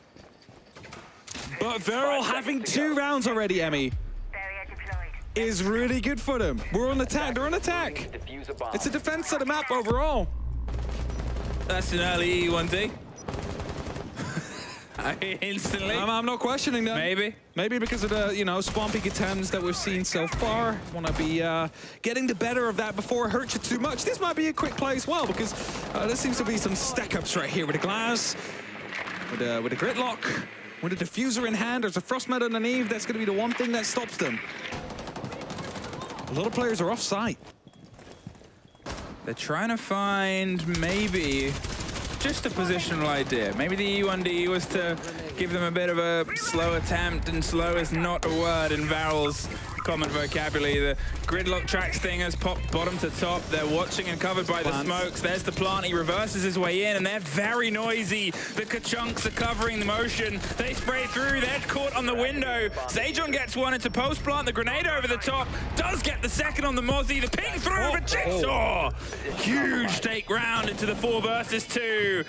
Kawa goes for the pop. Look at this. They're rebuilding the doors. They're making them awkward. They're going for the counter defuse. They're holding on to it. Rento has to appear and has to appear now, but with everything relocked. A great retake there from Bliss. It felt like the rest of Varrel wasn't really ready for that plant as it came down. Like, there was 2 players set up for it. The rest was on opposite sides. They just had to go for a play, and it did not work out. They tried to go quick. They got the plan down. We can say as much, but they didn't really have to control afterwards or the players to play with it. And that came costly for them. And Sejon right here, just finding DD as he swings in. Jigsaw with a beautiful kill as well onto the glass that was on the window. Those 2 kills really swayed the entire momentum of this round. Well, we wanted an exciting game. We're definitely getting that so far. We're definitely getting that so far, from a rush on the 1st and the 4th now, and then the multiplayer in the 2nd, in the 3rd. It's definitely heating up here between these 2 teams, obviously, with Varrel claiming the sort of first game, first skin. It's up to Blitz to try and push on. Okamesh back with the shield. Oh, you came by, man. I mean, does lightning strike twice? It's time to see if they can replicate a phenomenal bit of siege. All right. As we get going, the clutch drones of Kawa will be used to potentially get rid of some of that utility. Look at the Capcan traps from Sajin. They should be taken down or at least swapped allegiances. Now you have the opportunity to potential catch a defender of guard with it. Doesn't happen that often because they start to glow bright blue, which is often, you know, very easily taken care of by the defenders afterwards. But if time is starting to run down, if you start shepping him, put him under enough pressure, they might just as well run right through. Cower doing a little bit of daylight robbery right behind Jigsaw there. Yeah, he was watching. He's like, I need to stay in range. Now I can go out. Bye-bye. Gets the cam. They have now eyes onto 90 all the way down towards this. Remember how the 1 versus 1 almost ended before, and it was a fight on that exact corner. Now if it starts to go the same way, they have some of that control themselves. The Bravo has another drone that they're going to throw out and get some eyes on the back end, where things went wrong. They lost 2 players quite early on. Ping the frost mats, let people know, but also put her indicator and an icon at the top middle of the screen so you know who you've killed if it gets grayed out. Also, just to make sure everybody's aware, the first grenade comes through. It's going to be slightly off the mark. Opens up an opportunity to, you know, go for verticality, but it's Brendo that gets the very first kill. There it is. The second ping comes through. Perfect, but it doesn't quite get the full kill. He's hopped up on the table. He's got himself that bit of safety with the solid underneath. Now, Varrel, they find themselves, I was about to say stalling out, but then you look to Rento and he's inside the site. GD gets the kill, on towards the stairs itself, caught by the C4. Sejon blows his way back in. Kawa gets Brendo in the meantime as the shield is just rebuffed by the smoke canisters. Sejon retakes, gets himself some support towards Oda. He's out of smokes, but he needed to play them to stop the Monty moving behind what was suddenly a very dangerous bit of space. Actually surprised Sajin didn't go for the flank on the Monty as he was spotted in study, so maybe they didn't know if there was support behind him, but he needed to move quickly to retake the control of 90, which they now had. This gives the opportunity for the Monty to reposition himself. He's not been taken care of, and as the drones come through now, they know of one inside the gun vault. That's just going to be a spray from right below, dealing a lot of damage into Oda, but he's not dead yet. He's still alive. Capcan traps, careful there. Do not walk through. Sajin gets one. They know about one in the vault. They need to try and get this plan down. They know about both these players, and the smoke canister is going to be providing some cover. There it is. DD pushes through. Doesn't win out against Sejon, who gets himself close, but they've come off the plant because they lost the other fight as well. Oh, Varrel did everything to make that one work there. Bliss did a great job holding on. However, you look at what they had. If the Monty had just tucked the vault, they'd held the angles, even without the smokes, you've got that plant. You've got yourself in. Yeah. And then the Monty can get themselves in a misplay. You'd say there from the side of Varrel, but hey, it's the tensest and the biggest stage you've played on. You're allowed to make them. They wanted to take the initiative, find a kill onto Sajin before he was able to strike or even try and go for the Monty. And of course, it would have been safe. But they might have been afraid of any other PC utility out there, something like that. And in the end, it cost you the round. But it's okay. It happens sometimes. You still have 2 rounds on the attack so far. That's nothing to be ashamed of. It's actually really good. And you're finding yourself onto the tertiary site right now for, you know, potentially an even split. I mean, an even split isn't the worst thing. You're on their map, though. You're on a map that they might have a lot of comfort attacking on. They had some good drive on their attacks on the previous map as well. It was an even half when they were able to get their attack. It only fell apart on the second swing. Now, as I'm quickly looking at the previous time these two teams, or this team played, Varrel played on Villa, they only had a single defensive round out of the 5 tries they had. So that kind of changes everything. They need to get this 3rd round down, so, you know, they can start working on their defense here, so they can start making sure they're starting to get some rounds in. Well, they have the angle on the site, but they don't have the player trying to come up the backside of it. Oda has it watched. Rento actually moves into the space where they've just lost a player, slinks past an angle, but Oda sees the pickup anyway. Oh, they thought they'd vacated it. There was a drone underneath as well, and it's just another missed moment there for Varrel. A good watch and a double as the lead in here for Bliss to push themselves confidently towards their fourth round, as you said, towards Varrel's much weaker half of defense. Very painful to lose two players out like that when, you know, drones are available to you. You could have just droned out the players and potentially find yourself with an entry kill, but you lose out on two of those engagements and suddenly you're finding yourselves in a 3-on-5. Very unfavored situation here because Bliss, they have the time in their favor as well. They have the verticality, they have the sight. The question is, what do they not have? Ooh, Kawa has a fight inside the side against Fisher Guy. Doesn't get the kill, but here is the ace to offer some support. Brendo does get Okamash, and Jigsaw gets one more. It is just the ace inside. Caught a little bit on a camera inside China. They have the diffuser, but they also have a lot of Australian players to try and burn their way through. There's one more.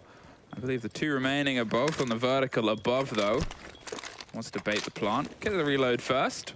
So he has more than one bullet in worst case scenario. Has a ping on a player. Wants to see if he can lean in, but he's being watched from above through the soft.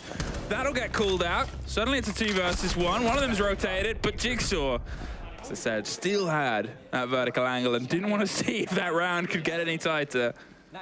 Took him a long time before he actually responded there, though. That got way closer than it should have been in the end. But they managed to find themselves with a 2-4 split Bliss.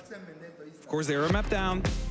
They need this map to survive. They need this map to go over to border to go for what might be a very chaotic final map if we head out there. Because right now we're headed towards Varrel's defense. We just mentioned it. They played it. They played it against Scars back then. They had 5 rounds they played and only 1 that they were able to win. I can't even hear him, but it's right behind me.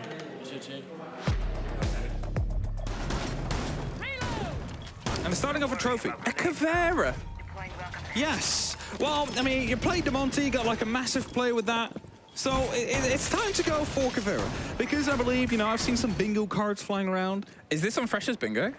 Interrogation is. An interrogation? Yes. All right, Okamash. You've done some damage. Can you do psychological damage as well? You obviously can sort of play the silent step against some utility in this game. It's not the most common drive. It's not the most common pick. It's usually one that gets picked quite commonly if it is. You just need to have the intel and the team swipe to get it. And okay, sure. Where Okamash is, here on the basement, not a lot of people drone it out. Not a lot of people go for a full check because, well, it's a vast bit of space that really doesn't offer much. Jigsaw is checking if there's any player out there. I believe they've actually seen him on the drone as Fisher Guy had the red stairs covered. So they're fully aware of the fact that there is someone downstairs in the basement. Now the default cam is up as well. It's going to be giving away information if indeed they do start pushing that way. But for now, they don't really have to be too worried about it because if he leaves, they'll see that. If he stays, they know he's in there. So it's basically one player removed off the board they don't have to worry about. They are checking it very in depth. There's a little bit of movement that comes from the Caveira. The drones are watching either side. At least 3 players have come for this dedicated close down, including the E1Ds. There's the reveal.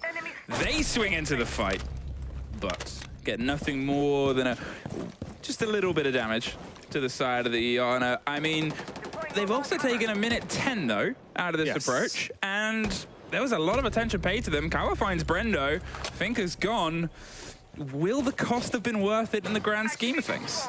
A lot of drones, of course, utilized as well. They're all down on the basement now, so they need to be driving up. Takes you some extra time.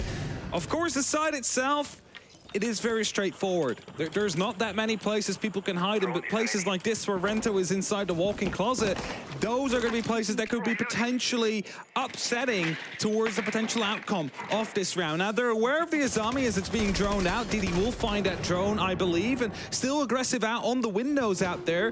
Grenade comes in, but it's not actually going to be able to connect whatsoever. Gives an opportunity and a warning towards Varrel to rotate out, to not stay in place.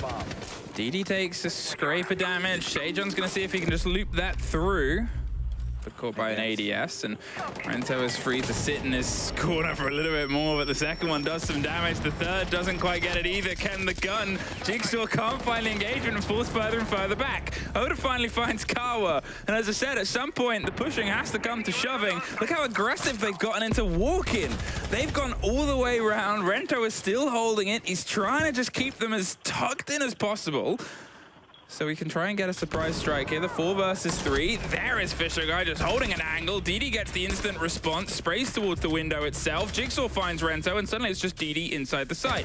They're going to see if they can try and push out and get a little bit more, because there's 15 seconds. One surprise take can be the make or break here, but it's Jigsaw that gets the end. Not a huge amount of time left, but a 3 versus 1.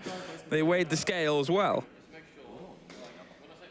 You do see it often where the Astronomy gets taken under control by the attacking team, but they really were able to leverage themselves towards the rest of the site from there, because you lock off a really big part of the rotation if you have Astro under control. Suddenly it's going to be impossible to go from Statuary towards the trophy, because you will be found.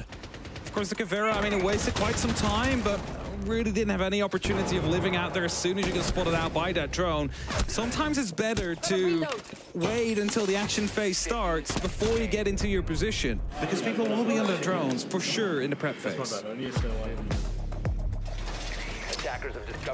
Not going to AVG, not going to double down on Statuary, instead going to see if they can try and make the magic happen here. On the ground floor, on the kitchen side, with a pulse, with a play around the idea of, you assume not going to be sitting this far in unless they're just getting the early reads and pulling themselves back.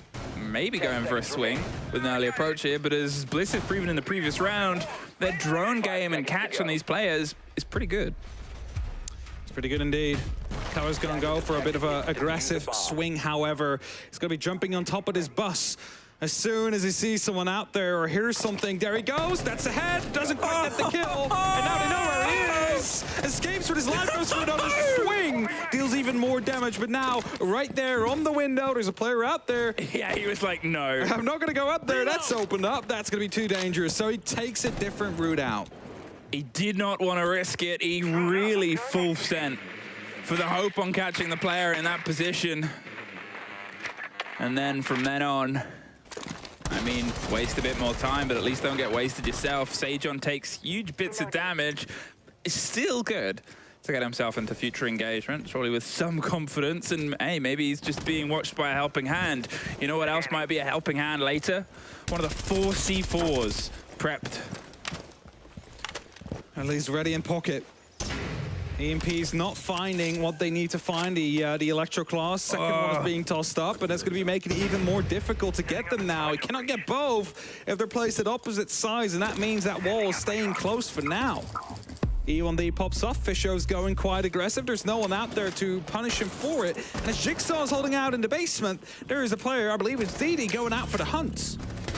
Caught on a Banshee, pulls themselves back, but there's nobody instantly able to respond. We hear a bit of explosions. Look how close Bliss have set themselves up. The first and the second fight are theirs. Fisher Guy's ready for the next onto China. Just misses the full fight on the engagement, but as Rento steps in, it's Brendo that takes the next follow-in. Bliss just forced their way in and have been massively successful for the trades and engagements. A bit too close to the fire. Rento pops onto one, can't find the second with the full fight, and Okamesh sits and waits under the cover of the E1D. They're watching below. He knows and they know.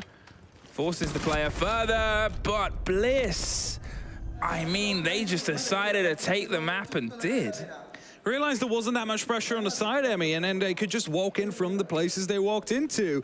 Did that at the Synchrony, you know, coming from Memorial, coming from the Laundry at the same time, and suddenly you find yourselves at a good spot. But tactical timeout will be called. I mean, it's 6-2. It took a long time. It's the time. It's the time to do it because, well, those first 2 fences weren't fantastic. They had little chances and moments. Yeah. You can see they're not comfortable defending this map. You can see there's a lot of space that's going away from them. They're not quite ready to respond.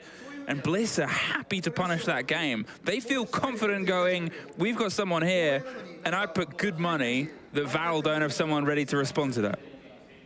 That's exactly what worked out so far. And now, you know, Bliss, they're on that point They're about to be taking this map way more convincingly than Varrel took theirs. And afterwards we will be heading out to Border, which we mentioned is a very aggressive map, could be very chaotic. Both these teams have played it. Varrel won it once, 8-6. Bliss played it twice. A 14-4 total round differential. Shows you that they are very comfortable in that third map.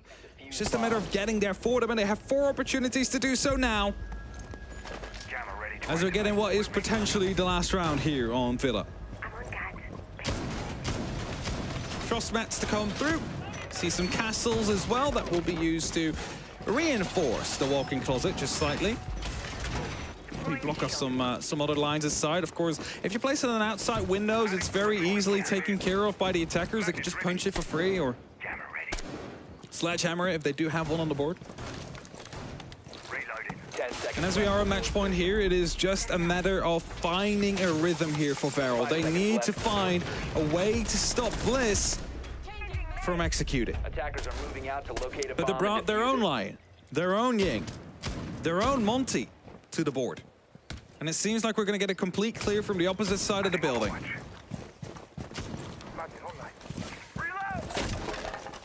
At this point, this really should just be Bliss's to push over the line and take us into Border and a map where it's gonna be fiery and spicy. I said at the start, they want to try and get this done as quickly and cleanly as possible to keep their energy, because Border is a high-intensity map and it's always gonna be it. The grenade put back away. They didn't quite have the full read on the players. The E1D pauses for a second, where they're waiting for some more intel. There it is. They catch the drone. Are they going to move, though? Are they scared they can't pull the grenade? I mean, the Monty's already stacked up. Oda with the kit is seeing just how far they can get. Brendo gets Okamesh.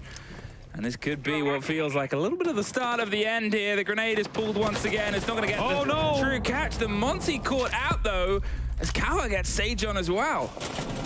DD is kind of stuck in the vault right now. He needs to try and move out and does so successfully for now, but a lot of sprays, a lot of fires coming through. Grenade will catch one of his colleagues out there. The drone will now have spotted that he's moved over towards the main stairs. About to be double swamp. As Brando will shut him down. It's only up to 2 now on the side of Varrel to keep them in the game, to make sure we're not headed to a map 3 just yet. Oh, they've said played the Monty as aggressive as possible all the way up against the door of the player inside. They weren't quite able to keep them standing in the meantime, but still, 3 versus 2, loads of time. They've been good on the management before, even if things have looked like they've taken a bit too much out of other teams. Bliss are happy with the pace that they put down here. Trying to keep some distance, trying to keep some awareness with the 9mm. As the rotate comes through, they're making their use of this free time. Attackers recovered the diffuser. Not a lot of time left, 60 seconds and counting down.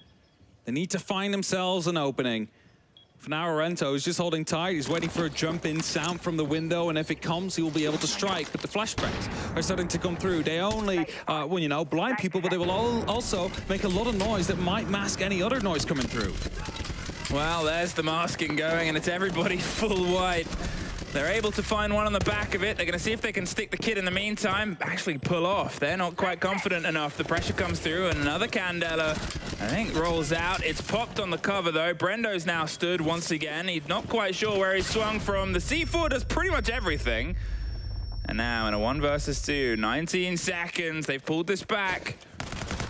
Can they just push this over the line? Yes, they can. Varrel find their round after their timeout. And, well, they did better after their timeout in the first map, but they've got to do best of all to keep themselves in this one. Yeah, they've got to go full rotation and a little bit more to make sure they find themselves in overtime. And Bliss, they have plenty of opportunities to find success. And again, it's going to be the kitchen we are headed to. Unless they go for, they go for a last-second change. It's going to be the Aviator Games instead that we're headed for. And with that, it's a site that we haven't really seen yet. But this is also Varrel realizing, like, okay, we have been avoiding Aviator Games so far, but there is going to be a point where we need to win this site if we want to have an opportunity of going, you know, locking it off here, avoiding map 3. And that's the code for Aviator Games now. Make sure it's not going to be that final site they had to. There's a drone inside, quickly taken down. Somehow found itself a way up into the study already. It's fast. It's very fast. I was like, faced? I was like, It's no, we're faced. phase 1. I was like, what is that? No, it's fast, yes. 10 seconds Captain to traps go. being set up. That might have been heard by the drone out on the balcony. Where is that drone? Oh, no, it's right underneath. I was going to say, how did it get on the balcony? Climbed. To locate a bomb and defuse it. Imagine if drone skins that you got on the battle pass gave them special abilities. Like the cat skin that you could get from Rainbow's Magic allowed you to climb up walls. There'll be... Imagine how worse that would make. What about a camouflage drone? Just turns invisible when you're on it? This is the worst idea. Do not do this, Ubisoft. Or do. Or do. And watch it instantly get banned from play. There's no passive abilities to drone. Yeah, a drone and an operator with a jetpack. Yeah, that's Production's... Production's just throwing us a name. Yeah. What would we call it, though? Mr. Jetpack Operator. Lightyear. All right.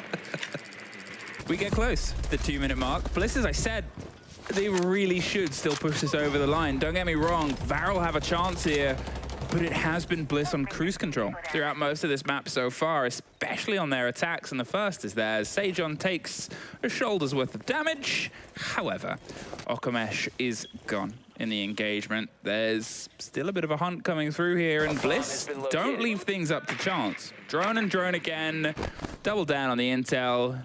Do they know about DD? Well, they'll probably still find out soon, because here comes the Monty. They hear the call. The C4 hears it too. They keep striking back with this utility, making sure that these important operators are taking up the board, and losing a Monty like that, I mean, that's very painful for the side of Bliss. Now, Flashbang's coming through. It's just going to be making sure that 90 is safe to eventually proceed through, as the Keeper Bear is going to be making a new hallway, or a new doorway that the attackers will have to move through. It's an escape. They get themselves the route out, they get themselves back towards the site. And now as they encircle it, they find another body as well. There's the break of the C4 from on top of the billiards. The one potted is the player on the window. As the diffuser tries to replace that zone, a 4 versus 2. As you said before, the utility is being a big drive here for them. Can Jigsaw try and force out a firefight here? Can Brendo get one on the opposite end? Will Varrel hand one to them? They know exactly where they are. Brendo has given away his position, and now he's finding himself in a 1v4. Takes a little bit of damage through the wall out there, nothing too much. Keeps on being pre-fired every now and then. Will eventually find a kill as he's about down to, well, 45 HP. He's about to be swung from the main stairs as well, but Varrel, sometimes, if you want to win, all you have to do is nothing. And I think this is one of those rounds. Just stay put. Wait for that plan to happen before you make something happen yourselves. Because if you give him these 1v1s, which are not being given this time around as coming against the final kill, they would have had an opportunity to win. And it's 4-6. 2 more rounds. And a timeout being called from Bliss. The right decision. Cut the momentum. You still have it. It's a 2-factor thing, a timeout. It doesn't just give you an opportunity to talk about things, but it also stops the game. It pauses it for a time that, yeah, they can talk, but they don't want to talk right now. Varrel want to keep playing. Varrel want to be right back into the rounds in the server so they can try and stress and stretch what is turning into a little bit of a worry here for Bliss. As I said, I still think we're so close to the end of this being theirs. Varrel haven't given up just yet, and Varrel have the opportunity to close it out this map. Not a option gifted to Bliss. No, Bliss is fighting for survival in this one. At least trying to drag it across the finish line. And Varrel, well, they have to go to kitchen next, or living room library. I'll correct myself, it's not just kitchen. But I've played the kitchen before, which is maybe why they would like to go for it. And if, you know, Bliss have time to talk right now, Varrel also do have time to talk right now. And they realized what went wrong the last time. Bliss was able to walk into the site and just kill everybody on there. It's not really how you want to play the game. No. You want to fight back. And thus, more than likely, I think they will be ready for a similar kind of push from Bliss to come through this time around. So I'm waiting, I'm willing to see how they're going to be setting that up. Now, we do see the Capcom, some traps maybe on the windows or the doorways close to the side itself are going to be stopping a quick plan from that to happen. But the best ways to make these Capcom traps work is by challenging the player on the opposite side. You need to be, like, distracting him from that doorway, because if you give him the opportunity to just look at that doorway, those traps are not going to survive. You would hope. Otherwise, there's another mistake. I was going to say, I've played this game a lot. Yes. Yeah. No, I have walked into Capcan traps as well. I have friends of mine I play ranked with who are terrified of Capcan. Even if it could just be Capcan traps and no other players on the board. And they still lose it. Generation Hollow. Aaron, if you're listening. Cool, straight call out on a broadcast to thousands of people. 6-4 Bliss. You've had your timeout, you've had your talk. Varrel have had a break in momentum. It's still just one, and the longer this goes on, the more of an idiot I look. But you should still be pushing this one over the line. They should totally push this across the line without too much trouble by the way that they've been playing in those first 2 rounds. Now, they're even getting some pings out from the drone out here. I believe it's been heard by Rento. But look at the amount of traps on the board currently. We have the Razor Blooms from Thorn. We have the Capcan traps. We have the Frost Mats on the board. We even have the Banshees that will be alerting the enemy of their presence. And at the same time, we have the cardiac sensor that's going to be able to feed information based on where they're coming from.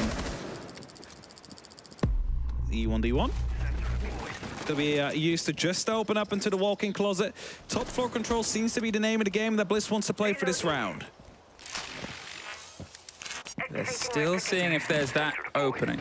And as you pointed out, they saw it before and they took it. They whole-hammed themselves in. And they don't want to be offered the same growth here, but still, the catch is on the player, the forcing further back in and back in, the little bites, little swings and pops of pressure. Another call, another bit of pressure in the rotate round on the back. Does Brendo know? He didn't know where the player was. He now is going to get another ping on the player, and that means Kawa has basically gone unseen. So they knew a flank was happening. They didn't know it was a double flank, though, and that leaves him in this position where he can just strike whenever he wants. Holding on, Jigsaw wants to roll the grenade just to see if anyone's tucked on the other side, but pulls back. You can see, as you said, Blizzard trying to find that intel on that first player. Brendo didn't feel safe where he was. He thought he was being hunted, and oh, it's a little bit of a Western here. Everybody's standing, holding an angle. They pop the grenade round to the back end. They're just going to get the Banshee. There's the Jackal caught out, though. And Varrel suddenly have that flank watch down on the main corridor. They're getting some control of the vertical, but look at the time. 40 seconds, and they've got to do all the structure on the site, and they're just slowly losing players around it. Sejon gets 1. The Fisher guy has to push round. Doesn't hit the bar, but the M870 doesn't care. 2v4 now, it's getting very close, but Oda managed just to shut one down, brings it a little bit closer towards doable for the side of Bliss here, but 17 seconds, that plant needs to go down. You're still being challenged from the likes of China, and that means that Sejon needs to go for a huge play here. He opens up the hatch, that will be heard. There's a player ready with an M870 that's coming in to finish the job, and that means it is now 5-6, a single round away from making it to overtime and bringing it to a best of 3 in rounds to decide whether or not a map 3 is needed. Will this be that first overtime? Will this be that first extension of play? Will we see a third map? Seconds remaining. Bliss, a 6-2 to a 6-5 is worrying, but still not impossible. Trophy statuary is where we've opted to go for what might be the final hold. We've seen it swing both ways before. The clash is the pickup that might be the difference maker.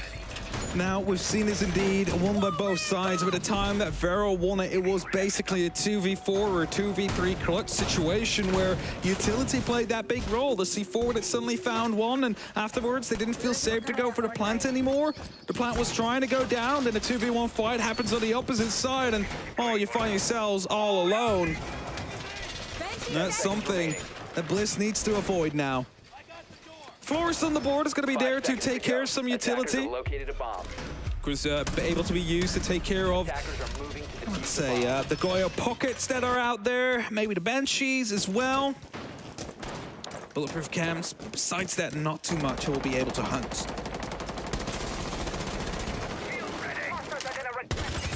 Bliss. The more I say it, the stupider I'll sound. Dude, you gotta own it now, so you gotta continue on with it. I mean, I've got to. I've done it every single round since 6-2 to 6-5. Maybe I'll do it every single round until Bliss go home. You worry.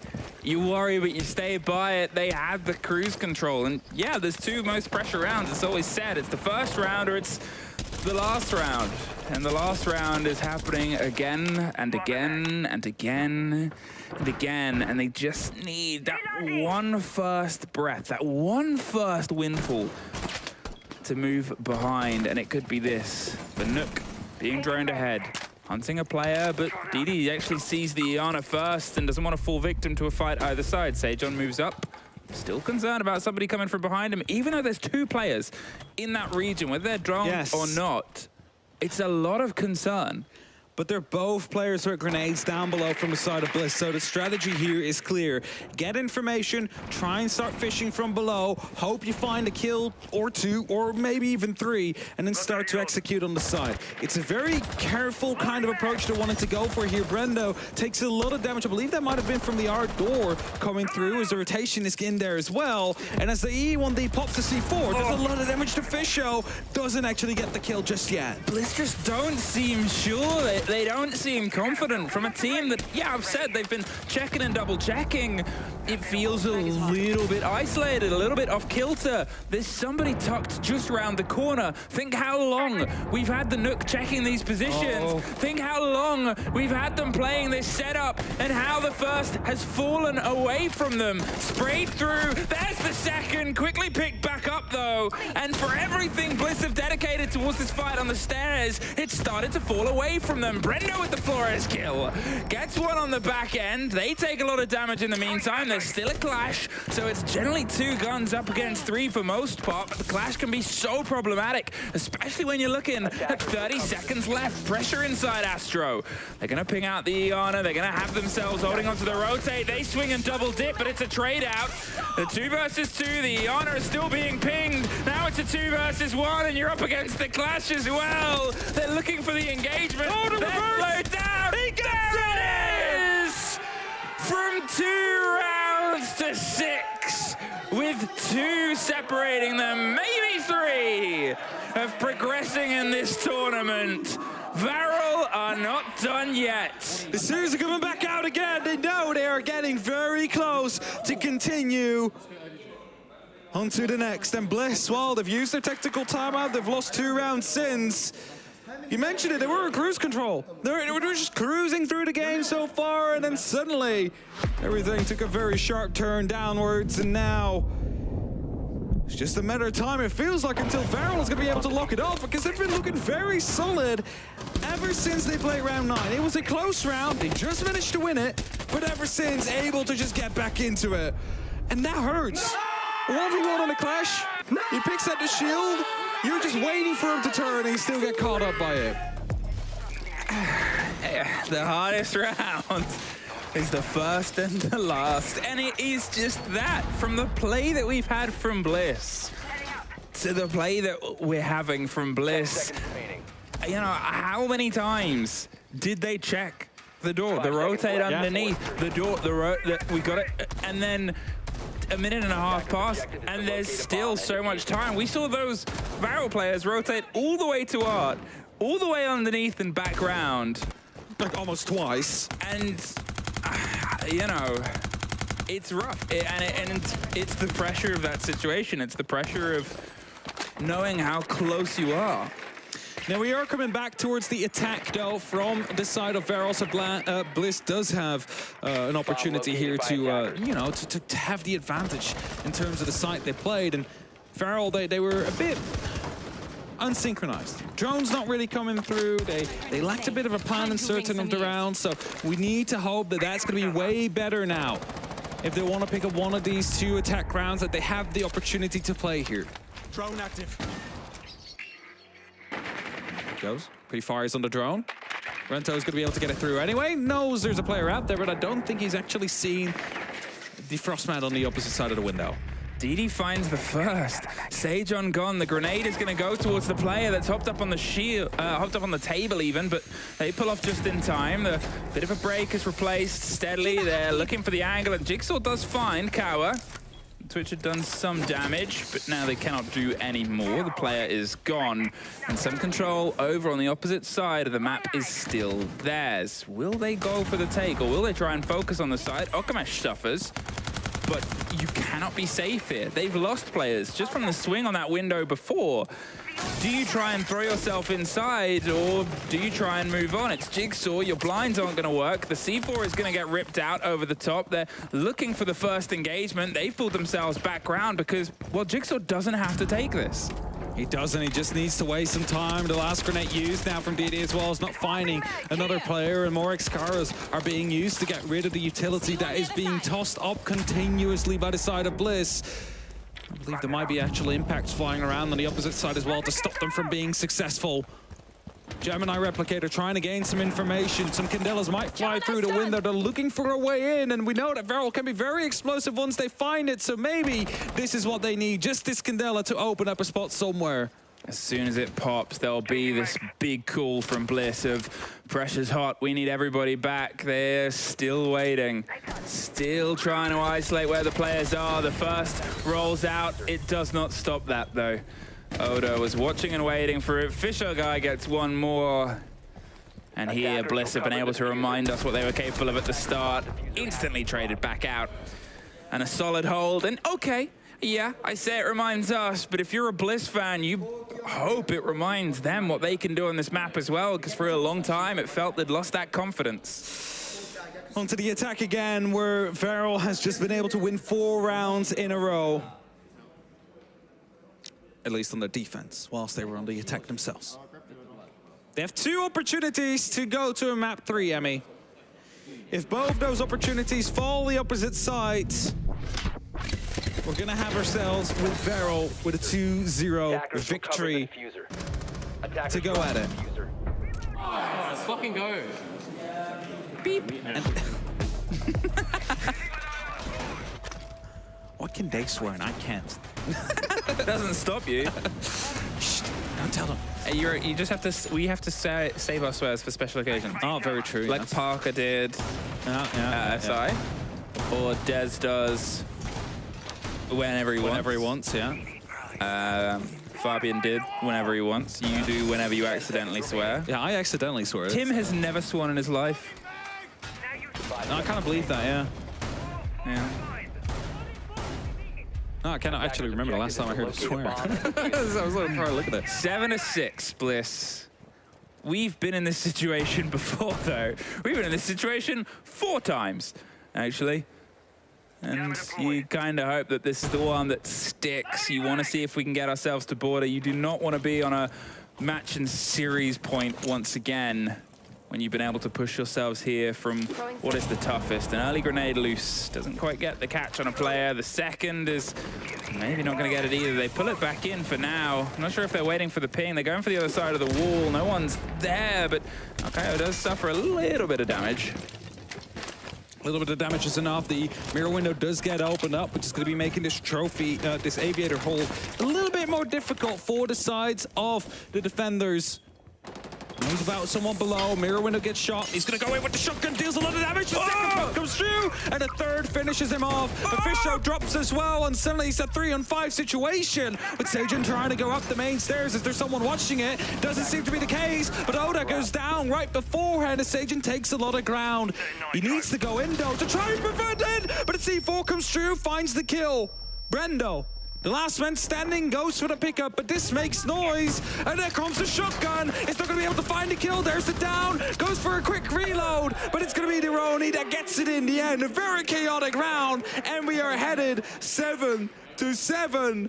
Finding ourselves now where it's anybody's game. Whoever gets this next round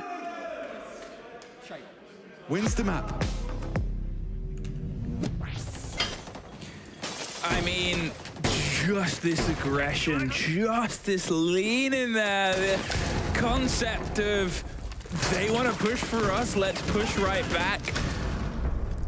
It's equal parts understanding and frustrating. You know what Bliss were doing there. You know where Bliss had slowed down. They'd sort of not been able to piece together the hold. Val were getting all this time.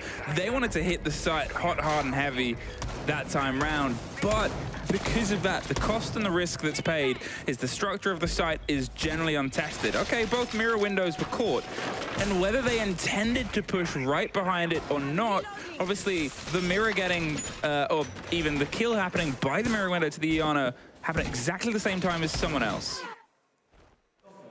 And as you can see, a quick rehost. Ooh. 7-7. Tense. Okay, if I was Bliss, I would not be happy with having a rehost right now. I mean, you can't help. Because it's going to be like one round, and we're either going all the way back home. You cannot help it. This is... Or we're playing another map. Called by the admins. No, I agree. I'm not saying, like, you know, that it happens. So be it. But they have the pressure. They have all the nerves in them right now, being like, okay, well, if I make one mistake in the next round, it's going to be up to my teammates to make it happen. And at the other hand, we have Varrel, who've just been, you know, having fun. They've just been laughing about literally losing and winning rounds all at the same time. They're like, oh, if we win this round, then we're done for today, and we are getting to stay another couple days. Tense. It's very tense. And you can feel it in the room. I'm sure you feel it a lot more in the room with the players. Just a single separation towards what is a long flight home for either of these two teams. And the separation is one round. One round between just being rebuffed and continuing on to fight another day in what is a tricky group. It's very tricky. Still getting some emotes here. I wonder if there's a Rubik's Cube being solved. I wonder as well.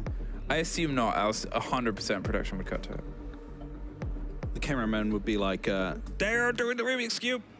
Gotta go to it now. It would be the most stressful Rubik's Cube solving as well. It's already solved. It's still solved. He hasn't unsolved it yet.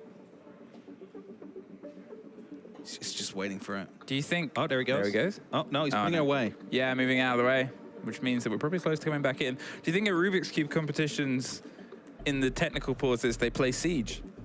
You know what I think? Instead of coin flips, we should do a Rubik's Cube solve to decide who gets the first ban. I disagree. I do disagree as well. You know how many hours that would add on to the day? Just trying to make it more... You know what some of our players like. You know what the ex-players are like. You know what Pengu's like. In the day to day. Maybe it'll just be like... What do you think Pengu's going to do with a Rubik's Cube? Probably eat it. Which is right. But then we have like an episode of Is It Cake? No. It's all cube.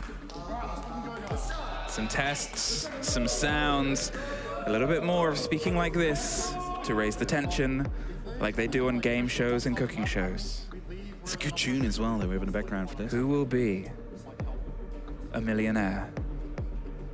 Oh no, who will go home today? Yes, and who's winning the plane ticket? Who's winning? Or losing the plane? You might mean you're not losing the plane ticket. Who goes home? We'll find out very shortly. 7-7 is where we sit. And we're going to Trophy Statuary as maybe the final swing. As I said it before, it is always worth repeating if you are new to this on a tech rehost. If the game is in progress, and it's still in the setup, you have to choose the same site and the same defenders. Attackers can repick. If the game is in progress, depending on if one is allowed or not, there's a lot of other things that come in at that point. Yes. Attackers would also have to lock towards the locked operators. That is very correct. But due to the fact we're still in prep phase, we're fine. We don't have to worry about that. We're fine. Monty gets swapped out. 10 seconds remaining. Monty was a deciding factor the last time around here. When they won it, actually, in Trophy. We're getting a Yana, we're getting a Glass, we're getting a Ying, Flores, and Ace on the attack side of things. Double Frost map. We're not gonna... Okay. I said it back in a wild game. If it's match point, do you go for a quick push like that? I don't think they will. But the operators do kind of say, like, hey, we have pace if we need to have pace. And it kind of scares me. I mean, Glass and the Ying in potential combination as well. You've obviously got the 4 smokes for the team, a couple of grenades. DD was almost in an early engagement there. Yeah. And obviously that goes away from him. If you bring a Glass, you usually have a plan. And if the Glaz goes first, well, you know a team is at that point going to be operating on plan B. There's just no two ways about it. Or plan C or D, depending on what team you work for at that moment in time. With the 7-7 and 2 minutes on the clock, still some rotations being made. You don't see a lot of control being forced here by the side of Varrel. Basically everybody, like there's no one in the building, right? Everybody's on the opposite side, everybody's on near the site. And right now all they need to do is just find a way in. And DD might be trying to go for a bit of a bait, like he knows there's someone out here, hoping that he gets swung on as he's holding the angle. We heard the pop of a first Candela, but no one was caught on the back of it. They now know. Okay, there's a man with glasses, and he's keeping a keen wardenish eye on the opposite side. Pressure onto the bathroom, pressure onto, well, what is steadily being replaced? Actually, I was going to say on an Azami that might pull back, but they're going to sort of keep themselves topped up and stocked up here, watching towards the windows of the hop and hop. What are they trying to play? Well, it's not going to be one with Rento. Falls off the roof. It's always painful when that happens, especially when you still have the double frost mat inside of the walk-in closet. That is more than definitely going to be picking up someone as well. You only can go for one, especially if you're a DMR out there. There comes the Candelas. This should be the deciding factor. A minute is left on the clock, and Oda will find the first kill. I mean, he was just tucked inside the bath at that point, holding onto a pretty default angle. Flashes and repels their way down, wins the first engagement, moves away before the second comes together. For 40 seconds and one kill deep in the side of sight without anyone picking up in the back of it isn't anything to really write home about at this point. Bliss still have control of the site. They still have a good idea, and they have barely any time left on this round to try and make things happen here, Varrel. It's going to be a big rotation coming around. I believe Okamesh is going in from the opposite side. He's hoping to clean up, but he needs to move because there's 20 seconds left. Another Candela is about to be tossed through, hoping to strike again the same way they did before, but it seems like they're aware on the opposite side. 10 seconds. Where else are you going to go at this point but straight down the swing round? Catches one more towards the side. It's suddenly 2 versus 3. They've got 5 seconds. 2 versus 2. They've still got the diffuser. They're not quite able to get it in the room. And there it is. Bliss. I mean, it couldn't have been closer. Let's be open and honest, but it does do enough. And you go back into a third map with a 0-0 on the board and a full chance to take it on border.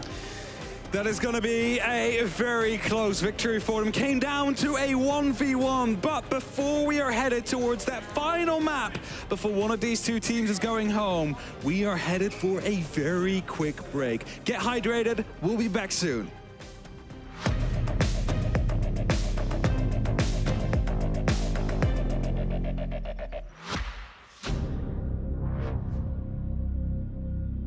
When you have two teams from the same region going up against one another, you're best friends. But in the server, you want that win.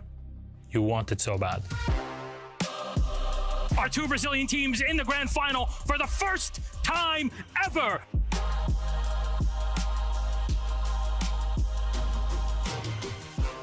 Ninjas and pajamas! Some tournaments you have a better feeling about winning, and that one, it was ours. Our second Brazilian team, Team Liquid! NIP was very well prepared. They were like top 1 team in Brazil.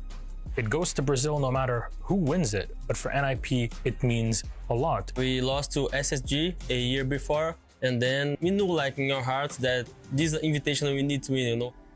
It was a very difficult time for us as a team. It was pretty hard, like especially because of what happened to me at the moment. Like I lost my dad during the competition. In that final, I think Liquid kind of won people's hearts because of the tragedy that had happened, but because they had also played incredibly well throughout the tournament and through the grand final. They gave us an incredibly entertaining game. Psycho goes big with 4 kills to push them over the line on Cafe, and that is going to be NIP 2-0 on maps. There you go, the kill comes in. He knew exactly where the man was coming from, and that's going to be Team Liquid taking our second map of Chalet. Palu, 1 second left to go. Diffuser goes down in the absolute nick of time, but Moringa, he gets a huge kill, He gets a huge kill. We're going all the way to 5. We're going to find out who really is the best in Brazil. Palu Blue cannot find the kill. Out comes the Nitro. Shot out by Pino. That is the round in 2020. Brazilian hearts were broken, but like a phoenix, NIP rise from the ashes to claim the hammer at the 6th Invitational 2021. It was one of the best days of my life. I think we can compare that as a Brazilian team winning the World Football Cup. I think winning the 6th Invitational was the best feeling ever I had. Was the best moment of my life in the sports scene for sure. I was crying a lot. I was out of control. We were very sad to lose, but we understood the limits of the team at the time, and we were very proud. But also it was very nice to see another Brazilian get a title. After that SI, I think it was a motivated thing to grow as a region and make it through a lot of other tournaments. At the end of the day, everyone is just friendly. So yeah, we have a very nice relationship. The friendships run deep and it goes beyond shouting and cheering on stage. You know, all of that is part and parcel of this. It's a respect that is given and earned between these players. It's an awesome feeling for everyone, you know, not just us. We win for everyone.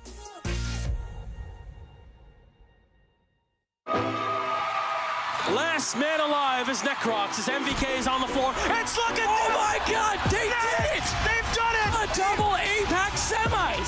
I remember I looked like this to Kanto and Dork. I'm like, what is going on? And it's just one of those like, this should not be happening, especially not against such a strong team as EG, and it did. Fnatic demolish EG with a 2-0. Dizzle takes it. There's rare coaches that have been able to achieve what he has. That's immensely unusual.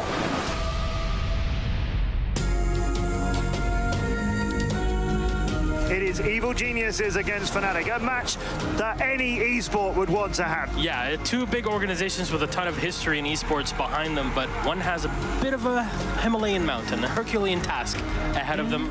The night before we were supposed to fly out to Brazil, I get a bit of a stomachache. I try and, take pain medication or something. Nothing works. They run a couple tests on me, and I finally get the news that I have appendicitis and I need to get surgery right away. He was not able to fly to Rio de Janeiro for the Pro League Finals at the time. This is your in-game leader. It's your captain. It's a big, big problem. The unofficial ruling was to be that we could find a substitute as long as they weren't contracted to an organization and hadn't competed in any of the Pro League circuits around the globe. Yeah, basically we had to make the call, and it's like, look, there's nobody else. I guess I'm just gonna have to play. Normally when a coach has to become a player, we're always thinking that's going to go terribly wrong. And to make things worse, Dizzle came from Xbox or console, so he didn't play with mouse and keyboard before. It is interesting, though, when you have the coach playing, because he's potentially coaching in real time, especially as they've lost their IGL. It had been almost 2 years since I played competitively, but that having been said, I generally always had a competitive spirit and I have nerves of steel. And Dizzle will glitch it! Fnatic to take the 3rd round! Dizzle, in that event, was called Disgod from that moment on. Round 4 for Fnatic, and APAC 2 rounds away! I knew he was a good player on Xbox, but I knew he knew how to play the game. I just didn't know if he was mechanically up there, and obviously he was apparently. We knew if we're going to win, it has to be on Oregon, and the call came out and just said, guys, we need to get out there, need to give them pressure, just don't let them get comfortable, don't let them execute. I'll never forget Aces bringing FO12 Ella and jumping out the window on Oregon from Armory, and then, getting 3 kills and finishing up the game practically for his team. Last man alive is Necrox. It's looking, oh my God, they did it! They've done it! They've done it! Fnatic demolish EG with a 2-0. Look at that, they can't believe it. We can't believe it. The crowd can't believe it. And they just got destroyed by APAC. It definitely sucked not being there, but I just thought it was great that the guys won without me and they won with Diz. I just couldn't believe it. The crowd went up, and I'm just sort of sitting there going, is this real? And then to have all the thousands and thousands of Brazilian fans chanting and stuff. We've never had so much support before. It was absolutely incredible.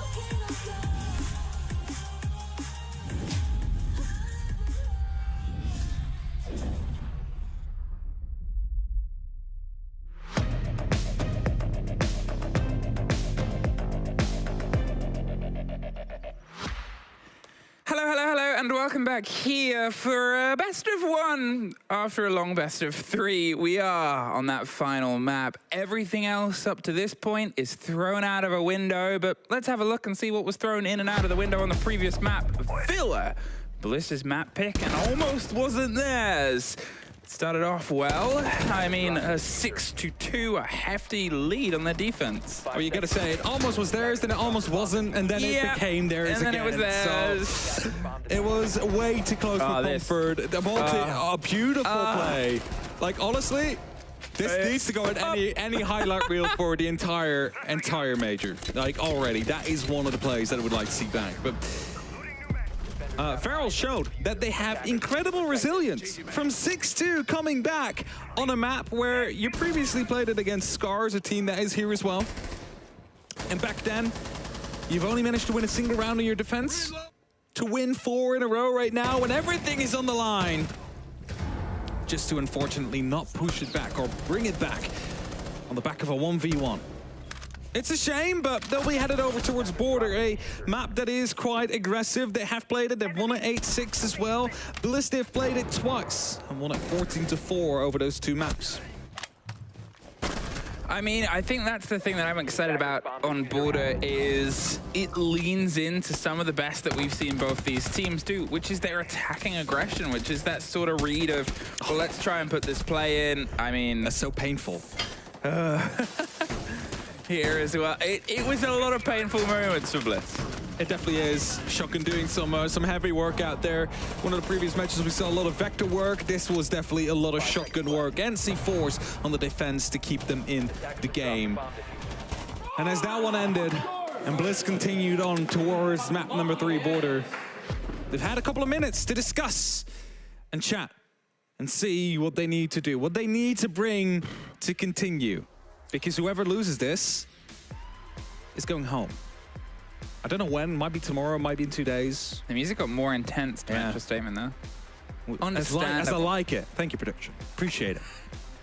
We have, as I made a joke about at the start, technically it's just one map now. It's just the best of one. It's everything that these guys have worked for to get to here up to this point is settled now. And then tomorrow, but now. For now, one of these two teams will be going home. We'll be joining the 2 other APAC region teams that have unfortunately left us from yesterday. But it's all to play for Border. It's always still all to play for if you have a map in hand. And as I said before, this offers strengths to both of them. It does offer strength to both of them. Border is a very paper-thin map, like we mentioned. Plays like we see from Varrel, the quick plans, you know, trying to play it from outside the map. Work very well on Border. You do not need to have a lot of control. But at the same time, there is a lot of room for aggression and for gunplay, which is something Bliss excel at themselves as well. And as we're getting over the new map fly, I haven't seen this one myself yet. Again, I love these map flies that have been made for the event. Gorgeous. They're pretty cool. Pretty cool. Pretty pretty. Pretty shiny. Pretty slick. I'm just throwing words at you now. You got any words back? Me? Yeah. Who else am I talking to? I don't know, the viewers back at home, the observer that is out here, production. There's many people you could be talking to. I was looking at you. Well, I didn't see that. I was looking at the screen at the beautiful, beautiful map fly. Honestly. Where do we find you? Somewhere in the Benelux. What the bleep is the Benelux? Well, I'm glad you asked. It's the that doesn't actually matter for now because there is no. Is there a Benelux player? I don't think there's a Benelux player. So you know what? Without further ado, let's just get going with that final map, with the decider between these two teams. Who proceeds and who goes home? I'm curious to see who gets the first lead in here. As I said, it's something that can work well for attackers, but we've seen, I guess, momentum struggles for these two teams. We've seen moments where suddenly all those plays, all those ideas just don't really amount to anything, whether it's the cautious complementary nature of Bliss becoming a bit too cautious, or whether it's the opposite end of Varrel's aggression suddenly just missing the mark and missing the beat of the rhythm they tried to set down. Ying's gone consistently once again. Will we have a Dockerby as we have had from pretty much every time so far. From the other side, no, Matt. Limits on the pace that you can put, and you're looking at that corridor above becoming a bit more dangerous. Yeah, for sure. Certainly these flanks are going to be a lot more, well, potent in terms of how they can go through them. Going to be more reliant on flank drones to come through and potentially even gridlock, as we have seen the operator played at least once or twice. Slowband to come in, but it's the Valkyrie again to be removed, making sure there is not going to be too much information play. And that means I wouldn't be surprised if a Solace is the final one to go with it. Yeah, it's been the same pairing every time. No Vout, no Solace, no play, no entry, no boarding the helicopter. Yeah, don't forget, you're not allowed to board the helicopter, guys. Unless you lose now, then you take the helicopter back home. Oh, that would be terrible. It's a very long flight. How long would it take a helicopter to fly all the way? I can't even remember the...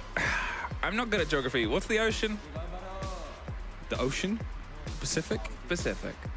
I think. Who knows ocean? It's called Asia Pacific, so I wouldn't be surprised if it's called the Pacific. That is the smartest thing you've ever said.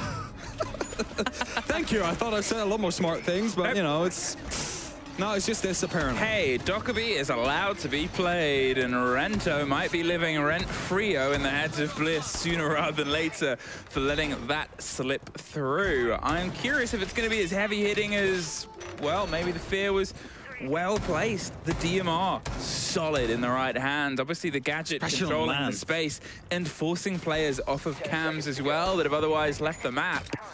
I mean, we've seen information be costly and useful. Yes, for sure. It could be very costful. As it gives an opportunity to move through. Like something the Nuck does, for example, is, you know, activated scanning can walk past these cameras if they're active. If you have a Dokkaebi, just call and everybody can move past cameras whilst they're active. By the way, quick use of the clutch drone here. Probably first target is going to be the Syria laser gate. Actually, oh, Capcom Trap. He's debating now. He's like, which one am I going for? First the Syria. Actually not wanting to go for first the bulletproof camera. All right. He's like, well, those Capcom traps will probably not get anybody, but I'll just take down one, you know, for good measure. I mean, look at that. The bulletproof instantly has to be removed there.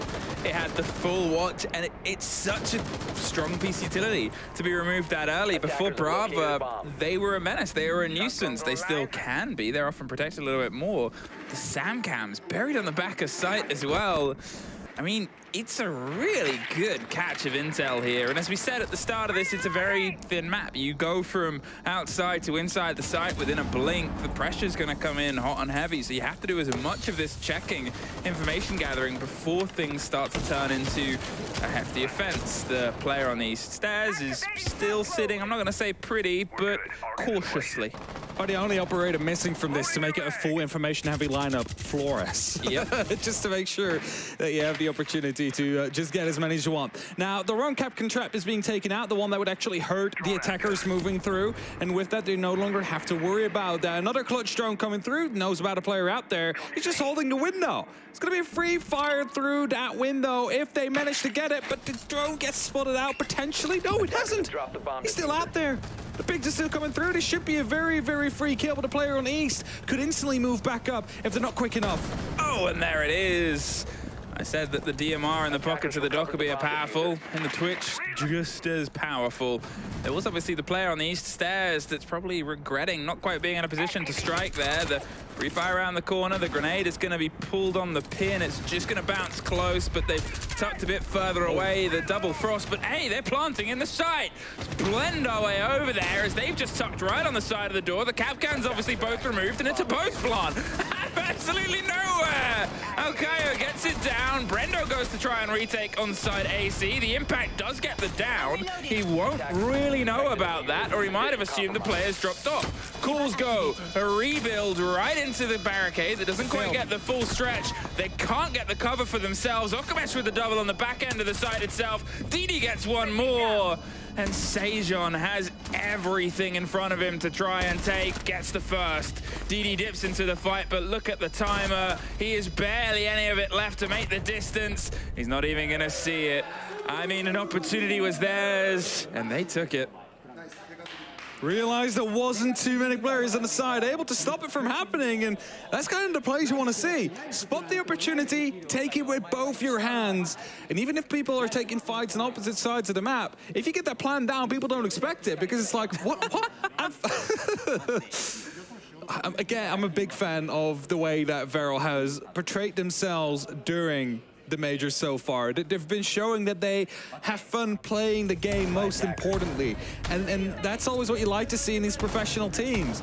Yes, they haven't had many opportunities yet to show themselves on any like international level, but they're having fun, and they are having success right now. They have the first map, they got so close to picking up the second as well, and now with a good call coming out from their IGL, or maybe as a team collective, I don't know, but they managed to get that round. Well, I always remember what I said on Chalet after we saw the first two Varrel attacks was, how do you stop them just appearing on the site? Win or lose, yes. Varrel keep getting themselves onto site there, and habitual. It's just ingrained in their playstyle. Their approach is, here's an opportunity. Oh, now I'm on site. Getting kills, getting plants, getting control. Either way, it is something that, you know, Bliss need to find a response for. They started to find it on Chalet, couldn't quite get it in time, and obviously it went into the favor of Varrel by the end of it. And here, if they don't quite get a check on it, you might imagine a timeout sooner rather than later. You wouldn't be surprised if, you know, we have one or two more Varrel rounds like we've just seen, that we might have a tactical timeout by round 2 or 3 if Bliss is unable to get a hold on it. Chems again being hacked by the clutch drone. It's such a powerful gadget in the right hands. And of course, many would have expected it to get Gafkin traps mostly and hope to find defenders, but that doesn't really work on the top levels of Siege. Like, they will be very well aware of it. So taking out utility is often way more powerful than taking a Gafkin trap. I still love their use of Sam, of Zero, getting those cams in, getting the watch on everything. It's just been consistent, and it's an operator that I've always appreciated to see him play, but you don't always get it as the full test of maps. No entry for the clutch drone on our picture-in-picture, so instead it's going to route its way up towards the top as they're still getting some awareness. They want to get this, an A line, an A idea as the gridlocks start to pop off, but there's no kit going down behind it and no watch. Another reveal, another player watched there, and they don't want to lose the other clutch drone by the looks of it. Gonna bring it right through Workshop, first of all to gain some information, calling that the hatch is opened up, but also to potentially lead them into the bathroom, because look at that, seems to be a free way in if they manage to take it, just a single person on the site. But behind that, what is there? It's just Fisho. Well, the calls are coming out. They're trying to move in on the pressure. There's the catch onto one. It's just a down for now, locked off on the other, and suddenly they'll have the call of their inside construction and workshop. They're leaning through onto us. There's nobody to really directly support DD on the back end. You can see they're rotating the kit towards the window on the far side. They're trying to make sure there's a pinch to the back of it, but the longer they sit here, well, the more likely that's going to happen. Oda gets one. Okamesh gets Oda in response. Rento just flicked to the wrong place, but there's Jigsaw retaking that vertical. The fight is happening over the 2 floors and 2 boards. As long as this top floor is under control from the side of Bliss, it's going to be difficult for them to get that plan down. And as Rento now drops as well, and so does Kawa, it's only going to be up to the player on the grid. Look, I mentioned that we see this operator more most likely because it fulfills a similar role to Nomad. It doesn't really have any utility out here to, well, accommodate a plant like this that needs to come down. So it comes down to the gunfight and finds the very first, suddenly to 1 and 2. It's very doable with one person up on the top and one down below. Just going to pop the smoke close on the door, but you're concerned about the vertical. They're watching the hatch. There's the first fight. He's looking for the second. They've tucked around. He cannot find it. Fisher guy just gets the final end of that one. Again, way too close. Like, they didn't play it on contact there. I'm not sure what they were expecting. Maybe they didn't hear him coming in from the actual teller side of things. And left us where we are now. 1-1. We're trading rounds like we have been for a lot of parts in this game so far. The first map didn't have a straight return after the very first round was won by the opposite side. Jigsaw very important, by the way, managing to get that top floor under control. Almost able to get the clutch down there.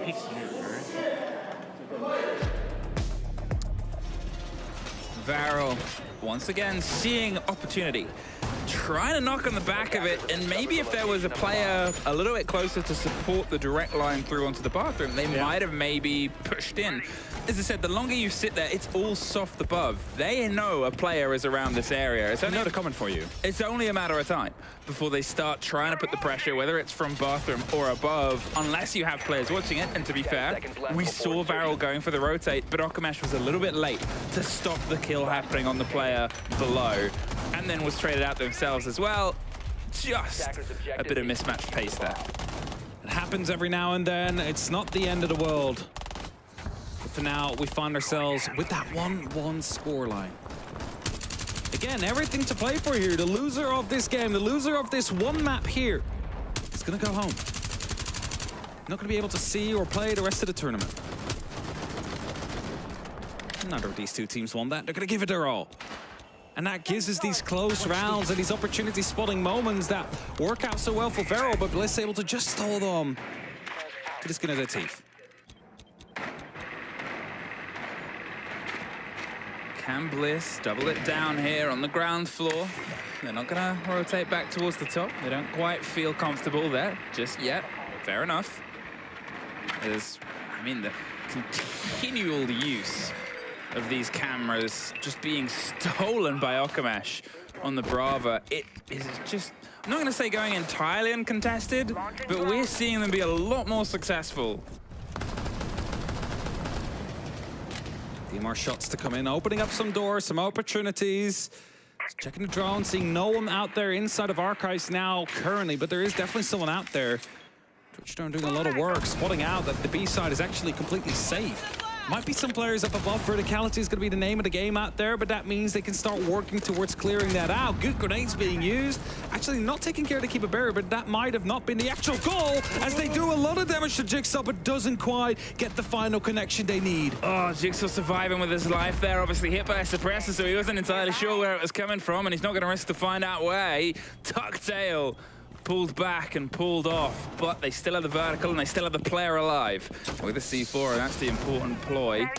Rento, he's going to see if he can try and creep up the stairs, but it's DD that gets the end, and the plant is going down. Okeo, once again, inside of smoke, covered on the side of the site. Does get caught by Oda, though, and Rento gets Jigsaw. Oda's holding onto the back, but cannot quite prevent everybody swinging on him. 50 seconds, a 2 versus 4. A bit of a rebuild by Sejon.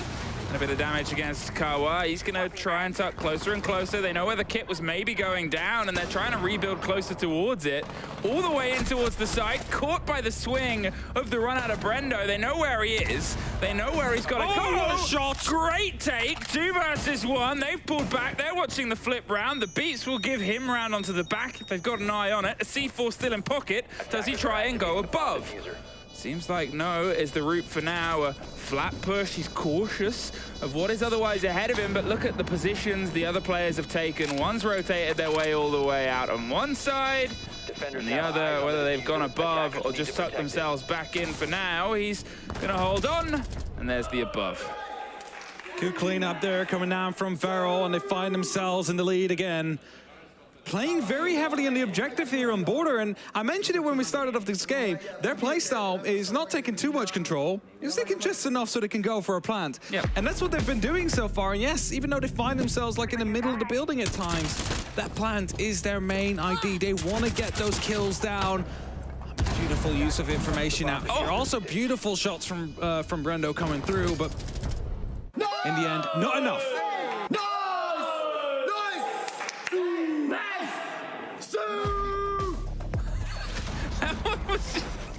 So late afterwards, but it's there. It wasn't like a sue. It was just sue.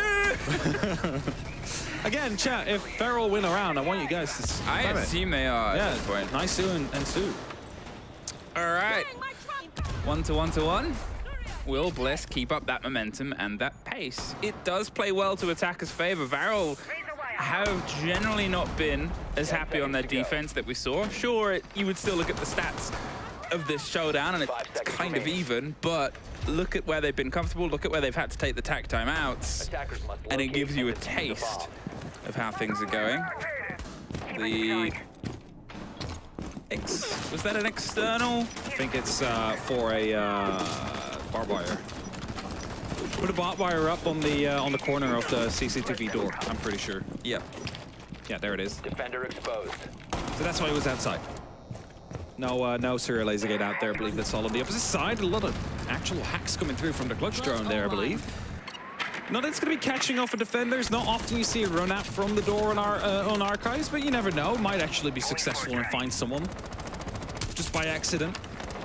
A lot of drones rolling and whirring and getting a good idea of just more utility to steal. I pointed out before, the clutch has been a very handy bit of kit in the pocket of the Brava.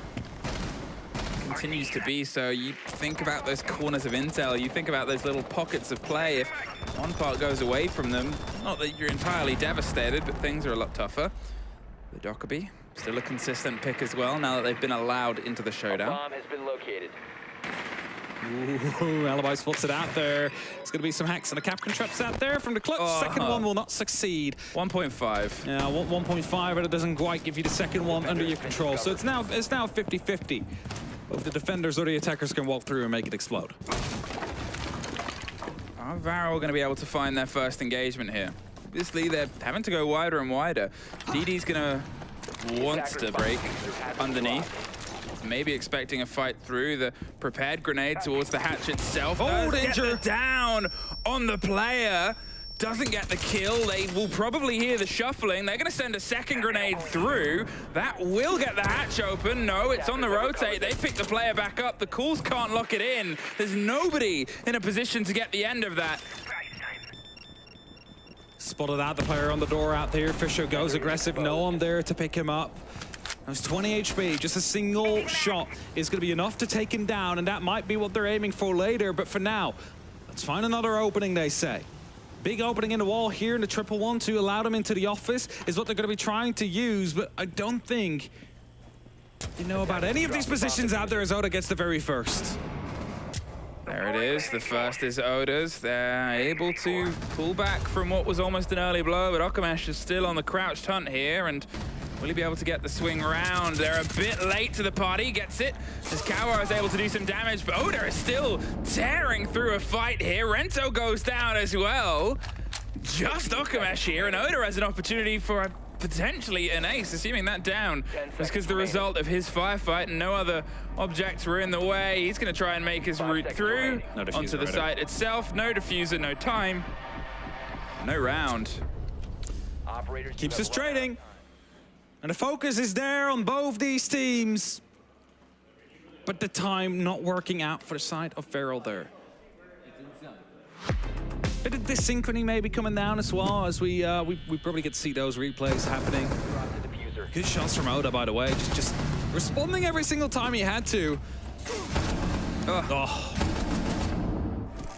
Yeah, so he also got that down over there. I think it might have been I don't know if it was a cap can, because he looked like he was still standing in the fight. There was one Capcan left that was unhacked. Maybe. So it could have been a Capcan injured. Doesn't matter anyway, they didn't bleed out. It's just hypotheticals. We just would have liked to know if it could have been it. We've got the joy of casting one ace so far. Is this still the only ace we've seen so far? Do not know. I do not know 100% either. I can't count. I can count to 1. Congrats. Thank you. So can apparently these two teams, actually. Yeah. They both keep just getting one round. One round, one round, one round. Back and forth. It's some of the most even trading that we've had, and I guess, well, from my perspective and neutral viewers' perspective, now's the best time for it. On the final map, you kind of want to have that. You want to have stress. You want to have the game keep picking up in pace. Either side. You do not ever want a map 3 to be one-handed, because that's kind of not very fun. No, not very. Ooh. So that's how he got it in there last time. Very long angle. I mean, I knew the existence of that hole. You usually see grenades being tossed through it, or drones as well, but using the SamCam out there is very quiet, and it's going to give you so much information on the actual defenders out there. Love it. Well, we'll see if that frost mat gets anybody. It's rare to fall for the one that's the slight hop over. Remember how this opened once upon a time was they saw the ping on the player on the window and just swung in and took it. And I said East Stairs players probably going to regret that being let through. You assume they're the same. They'll see if they can keep a keener eye on any support to make sure that that balcony doesn't suddenly fall away, because when it does, suddenly pressure can come from elsewhere. And there's the swing. There's the idea of the catch. Oda isn't quite in the same position now, as I called out the idea before of, hey, there's a player on the window, let's get him. And Jigsaw rotates a bit closer to offer some support here over the rafters too. Making sure they hold on to all the access points. They don't want any of them to just quickly walk away with it all. And that's the first kill to come through in favor of Varrel again. So to continue trading out with these advantages as well. In a minute 30 left on the clock, it's plenty of time to make something work with. However, we've also seen that Varrel doesn't like to take too much control of the map, and they like to play it very straight to the point onto the side directly. And, you know, I'm not sure if that's going to be working out in a 5v4 on this side. So, you know what? Let's just make it a 5v3 instead.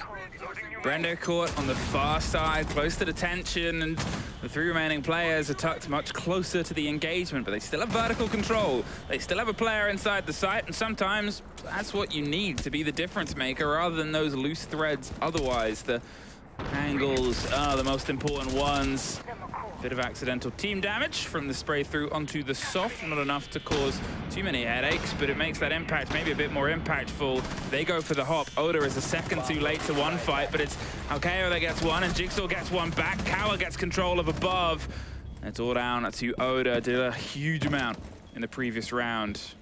Or did they hear it, or did they get a call from a drone? There's a rotate that comes through. They're just double checking. They have the time, so they may as well. There's some pings on a player. The plant is going down, but it's watched. And the round trading continues. Just making sure they had the cover ready when they wanted to commit to the plant, and ready it was. 3-2. Who's going to be winning this half? Did they just hand over a towel so they could dry each other's hands off? Very nice. It's teamwork. Teamwork makes a dream work. Teams share towels. Yeah. No, don't do that, teams. It depends. If hand it's just towels are okay. Hand towels are okay. Like, yeah, I was going to say, if it's just to dry your hands off, I you know what? Sure. Who am I to limit? Yeah, just share towels if you want to. Ignore It's me. fine. Do what you want. So, 3-2. Varrel find themselves in the lead again, like they have been in round 1 and round 3, and now round 5. So if we continue on, we would get an even half here out of this game.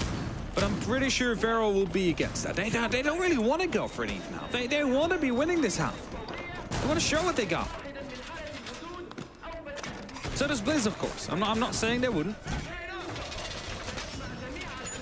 And as we head down again, we saw this map play out. We saw Varrel win it as well. It was some good control to come through. Again, they didn't take more than they needed to. They just went for a plant on the direct side, and there was no one there to stop them, especially when Armory was receiving a little bit of pressure. Verticality was just out of the question. So we might see a similar approach coming down from them here. Will Varrel be able to push this over to the edge? Will they do what feels a little bit impossible this map and get 2 rounds? It starts once again with a hefty drone game. The idea is that maybe we can try and get the catch on players that are otherwise locked in. I know I said it on Chalet that intel and drones are a huge driving factor. On Border, it can be the same, but you don't really see it done in a similar way to what Varrel was bringing. And I think that's leaving a lot of their cams, a lot of their ideals, and their drones still standing quite late into the game itself. I mean, this one, once again, every single time we've seen this camera be put up, it's caught brilliant information. It's just the perfect camera, and they will not be looking at it. It's also completely quiet, right? Like, you activate it, they won't hear it. Just the placement is what makes the noise, I believe, and that means it's just gonna be staying hidden out there. I mean, who looks there for that? I mean, people are gonna be looking there now, considering they know. The surgeon just walks in, finds the kill onto Didi, and finds the entry kill for Bliss. First kill into Bliss's favor. Instant response pretty much from Okamesh. Watching on the rotate from at the bottom of the stairs. Now remember how this led itself into before. They tried to get the kit down on a sneaky plant early on. It didn't quite work, but then they had enough manpower close by to finish the job. You assume there will be a quicker response here from Bliss, and that's why Varrel have been pushed a little bit further around onto the side. They have some angles. They're watching onto the player on A. There's a bit more of a sort of tight feeling on Bliss's stretch defense above. They're waiting to see where the first tip of the push here is on towards the site. As long as Oda's out on that top floor, it's going to be very difficult for them to get a normal plant in. So as these openings are being made by the Excaros, it's going to be them watching for the potential rotate to come through. A beautiful shot from Brendo again with the SMG-11. Oda shuts down the Hibana on the rappel as well, and that makes it a 4-on-2 situation. But Kawa just walks in, finds himself the side, and now digs in even deeper. The worry is neither of them have the kit, and Kawa is forced almost out the sight from the door itself. He's going to see if he can retake. Okamesh suffers, but he gets the kill. There's someone right behind him. Does Jigsaw know? Does Kawa know? Whoever gets the first sniff, you assume, is the one that's going to walk away with the kill. Oh, he's crouched. He's definitely going to check it. You can see they're watching. He's heard it as well. It's a sliver of a fight, but it's Jigsaw's to win. And Okamesh in a 2 versus 1. Let the beepers go off just to let them know I'm coming for you, but Oda shuts him down, and we continue trading. It's a 3-on-3 as we are headed towards that second half now. The sides will swap for one last time in regulation. This might just come down to a max OT again. If it's a traded round, every single round, until a max OT, do you know why this is happening? Tell me. A, these two teams, neither one wants to lose. That's always the most important part. Yeah, neither wants to lose. Both these two teams wants to give everything, give it their all, yeah. B, probably somehow Tim and Dez's fault. It's always Tim's and Dez's fault, right? Like, it's not my fault, it's their fault. They're actually out on a very romantic dinner right now. Oh, are they? Yeah, they put a photo in the group chat. Oh, so it's very nice definitely their fault. It's definitely their fault. Yeah. They're watching this and they're like, it's going all the way over their dinner. That's what they're doing. I hope they aren't. They probably are. Imagine being in a restaurant and seeing those two and then hearing that. 10 seconds to And then well, at least you know that whatever, like, if they're in like a sports bar, for example, whatever sport it's the they're right watching place to be. is going to be, you know, max overtime as well for whatever it is. Anyway. Stop. But that's a very sidebar jokey thing. The main reason is neither of these two teams wants to give it up. It is just, as I said, sort of the best that we're getting. You're having these tastes, these rotates being checked and rechecked. That cautiousness that cost Bliss quite badly almost in the previous maps is something that is aiding them well here. The pace Varrel are putting in, the reads. Now as pretty much every single sound possible happens inside Siege. Jigsaw is the one that almost gets caught on the back end of it between the calls, the pops, and the E1D. Nobody is caught. I think we're just missing the Candelas going off at that point. Yeah. We really wanted to have everything going on at the same time. A small amount of damage done, and this could be very problematic if Kawa just steps forward 1 or 2 more steps. But the door is now going to get opened up, and that means he's not going to be stepping out, at least not to try and find a bit of information like that. That's a Claymore. That's a freebie. That's a kill. Oh! Placed it, heard it, dropped it, and rotated around, and as an E1D pops, he doesn't move. So Jigsaw can't get the free kill. Kawa actually sprays back in. He's looking for the engagement on his way out the door. And whether that brings him his life or not, he gets to keep it. And that is a huge blow here for Bliss, for the preparations they did. It was just instantly shut down. It was instantly shut down. They were just trying to make sure that no one was able to rotate through freely. And they're like, oh, then I'll just walk out. That's totally fine as well. Punching up the castle barricade now, not wanting to use another piece of utility at it, not having another piece of utility to use for it. Meaning that it takes some time. 1:10 left on the clock, and they need to try and find themselves inside of Bathroom Tellers. But there's still some players out there from the side of Varrel. And as Didi gets injured, that's the top floor slightly falling under their control.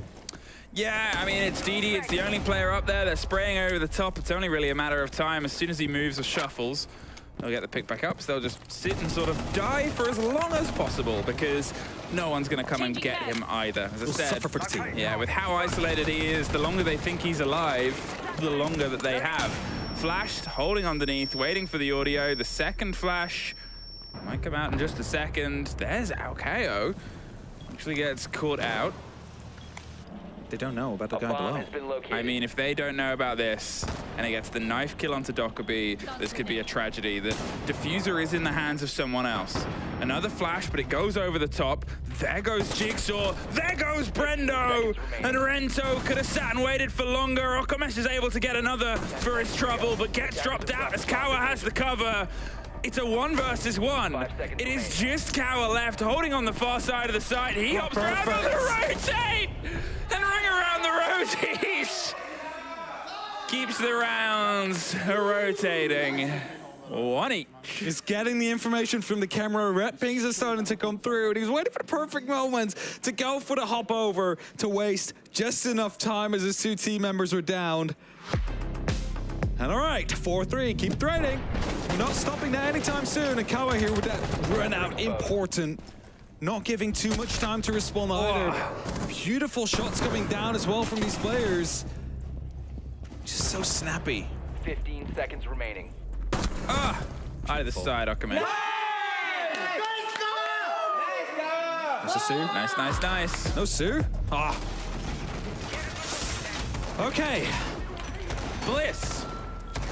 Time to trade again. I mean, it's been trades. It's been trades all the way, and the eyes are now on you as a bit of a focus point there. There was some early ideas, but suffered to the loose Varrel players. Obviously, the run out and dropping the Claymore within about 10 seconds of it being placed, and the Iana not being very far away to not get the catch back is... 5 seconds left. It's not the end of the world, but it's rough. It's something that we've seen them do better. As I said before, that caution, that drone game ahead of players has just been throughout all of the maps where they've been at their best. All right. Key break the curse, Varrel. Is that what you're going to be able to do right now? Make sure that your defense sticks once more in a row, because this is, you know, only their second round on the defense. During the attacks, they managed to trade. Maybe it's going to be a completely different story when they're over on the opposite side. Sure, having a bit of a presence around on the east stairs and on the break room and their CCTV and the other sides of the top floor. We are, of course, playing inside of Armory, and that means that naturally we're going to have this kind of like completely dragged out defense all over the map. Mirror windows on there as well as a lot of utility they need to deal with here on the side of Bliss. Gotta reload. Can they get that first pick, that first precious body removed from the side here of Varrel? They're keeping themselves active, leaning in and dropping one of the drones, but there was a second and just watched them rotate their way back round. Whether they know they've not gone in, they've gone in now. Here the pops. Are they going to go for another swing? Oda wants to see if they can go for a swing of his own, holding the bottom of the stairs, trying to catch the player if they decide to rotate their way back, forced by maybe a bit of motion. The grenades are coming in underneath from Jigsaw as well. They're isolating. 4 players are currently trying to get the catch onto this Azami. It might be Oda that gets it, swings up in a very clean take. Grenades instantly starting to follow up as well to see if they maybe can go for the double kill to come in as well. And as CCTV has now fallen, is now under control of the side of Bliss, they can start working towards the main breach if they so desire to. Of course, 2 summons already have been used, not quite certain what they have opened up. I can only imagine it is going to be that main breach. We still have Oda down below trying to get a drone in the area so he can maybe use his final grenade. But as Rento just steps out, he takes down Brendo. There's Okamesh, still on a bit of a tear and a run from before. Fisher Guy gets the rotate round towards east stairs as Jigsaw's knocking on the door of Beepers. The grenade doesn't get the catch from underneath inside construction. They can survive. They have echo drones and they're going to try and use them, but with only a fraction of their health left, they're suddenly in a little bit more of a danger zone than they thought. They're getting it closer. There's the catch. They know where Jigsaw is now, and they're still holding. They'll get some audio confirmation, but the rest of the pressure is here.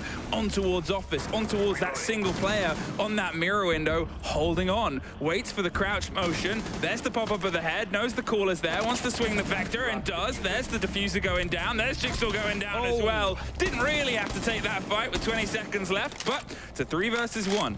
15 seconds left. Diffuser has been dropped. The time is slowly ticking down. It's Oda up against the rest of Varrel right now. A man behind the shield who will find. 7 seconds on the clock. Needs to go aggressive. And DD will catch him whilst he's sprinting. And that means that Varrel is going to be able to get 2 rounds in a row. And that is responded to by a Bliss timeout. The first time the deadlock has been broken is the one that puts Varrel 1 round away from map point, 1 round away from series point, and Bliss, well, they currently sit 2 rounds away from falling out of Copenhagen. That's the worst that would be happening today. They did not want to be going home here. Of course, their group, very difficult to get through. But this is like the opponent they would be most matched to, the opponent they would be most likely to be able to take on head on. And to be honest, so far it has been pretty even. 1-on-1 in maps, the last map going down to the 8-7, the very first towards the 7-5 scoreline as well. And so far we have just been trading rounds, so all they need to do now is just break that momentum that has just been built by Varrel, build some of their own, and try and catapult yourself into a position of a map and match point. Varrel know they're putting the pressure on at this point. They know that Bliss is starting to feel it, and they now know that unless they pause the game will run all the way to the end for Bliss. If they can take this round, the one after the timeout, and push themselves onto map point, that will be a devastating blow here for Bliss. How do you respond? Because they're making these motions quick on, but these gunfights, these little snappy engagements just aren't coming into their favor. They've got Oda going 11-6. He's been the last standing and the one teetering on these 2Ks and 3Ks time and time again. But otherwise, when you're missing that as a bit of synergy, when you're just missing the clinch behind it, which Varrel keep just being on that plucky and lucky side on these past 2 rounds, and you're the ones driving the momentum, it becomes a bit trickier. I mean, you can just look at Okamash, right? Like, he's been on 12 kills as well, but he's not the man, like, last standing. He's getting them in the middle of the round, making sure that all the rest of his team has to do is just clean it up. As he's going to go for an early kill, it's actually Rento that finds the very first. So, not the ideal start, losing one of your heart breachers. And as Okamash just goes aggressive, gets spotted for a second, it's Jigsaw that will find Kawa. They find Kawa, they at least get one back, but as he said, it's a hard breacher gone. The Hibana's removed. There is some solids on the work outside. You're looking at now the detention wall maybe being a little bit less promising as approach through. The Echo drone is doing some reconnaissance of its own, just tucking around the corners, seeing if anyone is watching the door. They are, but they're a little bit out of sight for now. Oh, there it was. You assume that's how the kill happened. The first breach came across it, and they just popped their head out and said hello. And that means that Oda is not in safe territory either. Cannot just walk through that small opening because he would be found by Rento as well. Openings in the meantime are being made around the CCTV break, as you just saw in our picture-in-picture, and that has been called out by the Yokai drone, just traveling through the map, trying to get some information out there.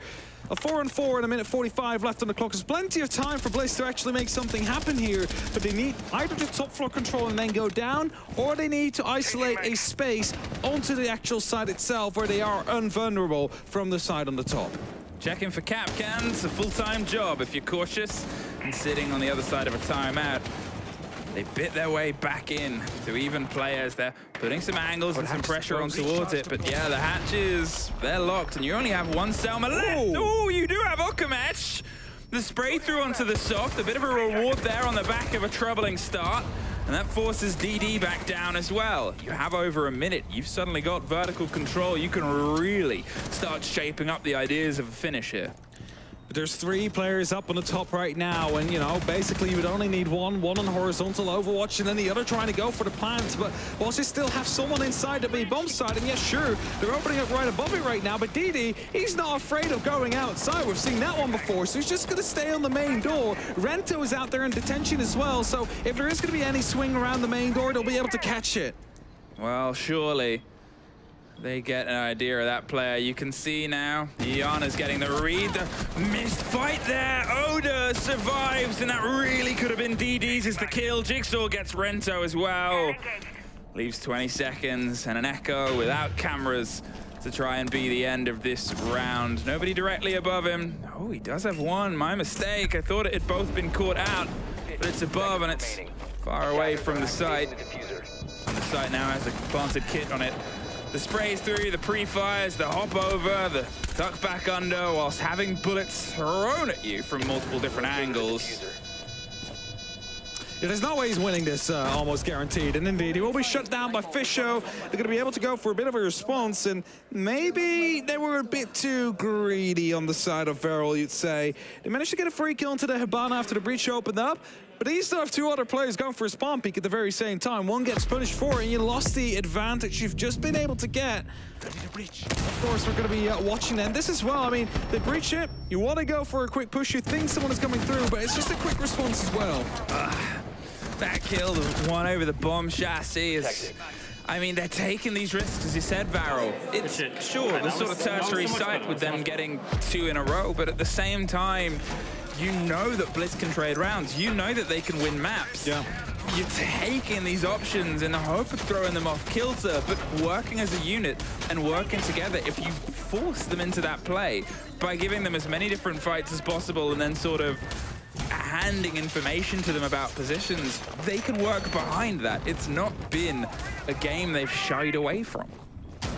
No, for sure, and honestly, again, I'm going to mention it. Sometimes the best thing to do in a game is to just do nothing. Sit still, wait.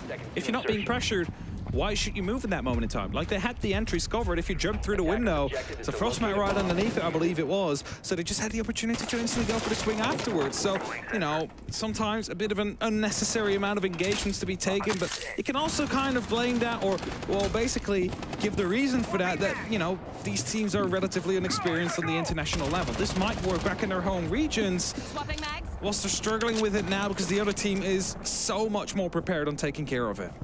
DD, what are you doing? Wants to go for the swing out, trying to pre-fire angles. There's not a lot that keeps him safe here. And he's trying to make it as threatening as possible. Does have some support from East Stairs, and Brendo almost suffers as the first off the board. But lives to tell the tale, most importantly. They're knocking on the door of the pressure. There's the reveal of a player outside. You're not going to be able to catch them as of yet. And DD with only the hatches to rotate. Refires through all the flashes in the world. Doesn't want to see what happens when full white fades. Still having 2 C4s below, though, actually 4 in total. And the Pulse out there, he's just going to be calling whenever they walk through this main door, I'd say. So he can go for a bit of a, you know, blow, get the kills that way. He's all alone now. His cover has just left him. CD dropped out. There's 2 players out on that main door now. Orkamesh is here. They're behind you, Paul. They're behind you. Oh, now he knows. He's like, hey, toss it up here. There's the read. There's the ping. There's the player. Oh, they're going to shotgun the angle and try and loop it through. Oh, there it is. Caught Sage on. Over the top. And, I mean, it's a way of doing it. Bait him into the gunfight and loop it over, assuming he's on the wrong side of the wall. And suddenly they're a man down. They knew he was on the table out there, so shooting it open with the shotgun is to make sure it goes high enough, but also to maybe force him off it at the same time. So a very smart play coming through. Good map knowledge from the side of Varrel that keeps them in this current position with a man advantage. Now trying to push onwards. It's going to be the pre-fire from the Pulse as they're aware of the fact that they're coming. A lot of damage being done either side, but no real damage that is fatal just yet. Has the read on the Iana, is offering the information to DD on the far side, of pretty much saying he's on this side, where they know the castle's still standing. They know a player's here, and there's 40 seconds left. They're just feeding this information to the supports they have. Oh, Okamesh, what are you doing? Almost gets caught out there. And a sentence often said, swings full white. DD gets Oda on the opposite end. There's Kawa finding Fisho guy. Jigsaw's able to get one back. Kawa is gone. They finally lose the Pulse, but Ekoyo has that watched with the mirror window, leaving just Brendo, the first to suffer any damage at the start of this round. Now has to get through. From a Pulse! Well, I mean, they're very eager to be ending this round here from the top rope. Shuts him down. 1 round away, Emmy. 1 round. Again. Will they have the power, the fortitude, and the pace to be able to throw themselves in along the lower bracket and continue this run? Will Bliss have those things just as much to push themselves back into this? 2 rounds separate them, but to be honest, they've been, you know, on the other side of this pain. We've seen it on the previous map. You can come back. You can reapply yourself. It's down to Bliss, and all they have ahead of them to see if Australia can keep swinging. That's it. The entire hope of their sub-region lies upon Bliss. They're the only contestant they've been able to send forth. Maybe if you take Virtues, of course, as well. Who's on G2 in phase 2 already, but besides that, the only team coming from the OC region might be about to be eliminated. 2 rounds they need to make up to push us to overtime. If they fail at any of these next 2, they are going home on a very, very long flight. Way to rub it in. I'm sorry, it's just a fact. It is a very long flight. You're right. It is a very long flight. It would be for either team. But it's not impossible as of this moment in time. They're going with a bit of pace underneath. They have the grenades. They might try and get that intel and a catch through. Obviously, nobody's currently on the door, but to be honest, they've been on it quite a lot. That one, not impactless, but not the right impact. They have the hot ping on the next player, and well, they can't quite find them either. They've pulled back, but remember the pressure then came up the stairs. They pushed behind it, Bliss. They kept hitting and hitting and going for the mark, and that one, oh, it finds its mark. DD gone, Azami gone. Once again, the first pick. Knock, knock. We have, however, seen Varrel come back from this before, so what is there to say that they will not this time? Mirror window still out there. It's got to be a big problem. Brendo, however, on the ventilation units is going to have the opportunity to cut the rotations in half. As he's getting some pings, he knows about some of these players, misses the opportunity of the player just passing by. As C4 comes through! Huge one coming in from Okamash. And as the breach has been made, they suddenly have lost themselves with their player from the opposite side. There's a fear gone. Some of these softs now are going to be much more problematic. The reads around on the corners, the canister pops, I'm going to say partially early on, but it's only a couple of steps in, and you're inside the site. They're holding the bottom of the metal stairs. They're trying to find a route through here with the kit. Another canister, and that's all of them. Used in the period of about 20 seconds. They really believed the fight was going to come full swing behind it. It's allowed a short and sharp rotate here as they've needed it all the way to the back as Jigsaw replaces the Sophia. It might have just been exactly down the side of Varrel as well. Just getting the players in the places they need to be whilst making sure they're not pushing through. But as a result, they're pushing through right now. They're shocking for 1. They're shocking for 2. And this might be the end of Bliss, as it is only up to Sajid now as it gets shut down by Okamash. They survive. They are victorious. They've shown incredible resilience, and they are rewarded for it. They hold on. And in the most Varrel way of a player tucked in a position that was not fully checked, with the bravery of a roster that seems fearless at the times that a lot of other teams would still be quaking. Bliss do not progress any further in this tournament. Unfortunately, another APAC team did have to fall, and it's OCE's turn to board their planes home, but they have still a true and tested competitor that will continue on. That's it, like that their fight towards phase 2 is nowhere near done yet. They still have another best of 3 to play after this, and their opponent is still unknown. So they have to watch with patience to find out who is going to be on the final day of phase 1. Congratulations are being handed out. Also, the consolidations towards Bliss, as it was a very hard-fought victory. Honestly, both these teams could have taken it, but Varrel just better on this map. It was 2 teams that, you know, they knew each other. You could tell from the energy of the game. You could tell from the conversations. And it wasn't entirely one-sided. We had great showings from both rosters. And obviously, it's a shorter fight to get here and a fight to work on things over the summer before we have a chance of being back. But, I mean, someone has to go home. That's the sad reality of the first couple of days of phase 1. We're sending teams home every single day, and today it is going to be Bliss. There's going to be another one that goes home right on the next best of 3. But first, let's just look at these replays of the last map these two played. Again, some huge and great plays coming through, but for the first half, we had a lot of trading of the rounds. It was literally in anyone's game. It did get so close, so many 1v1s that we've seen that just fell either towards Bliss or either towards Varrel. I mean, it's the nature of the beast, isn't it? You get to the end of a best of 3 like that, where both teams were throwing themselves into it, trading maps and trading rounds, pretty much all the way up until the end. And you sort of take that breath and you go, dang, someone has to lose. And it's what makes the competition so fierce. It's what makes it so ferocious. And what makes it so fun, I guess, for our perspective, where we don't have to compete, thankfully, because you wouldn't want to go up against either of these teams, and they proved it here. My heart will be able to take it at that moment. I just play these kind of games. I've done it for Benelux levels. This is a whole nother ball game. Like, I cannot imagine what these players are going through with the amount of like adrenaline and like feeling their hearts in their necks, like as they're playing through these rounds. When the match point hits, you mentioned it, the first round is hard to win. The last one to lock it off might be even harder because you just know you can do it and you know you have to perform. But it often just slows you down just as much.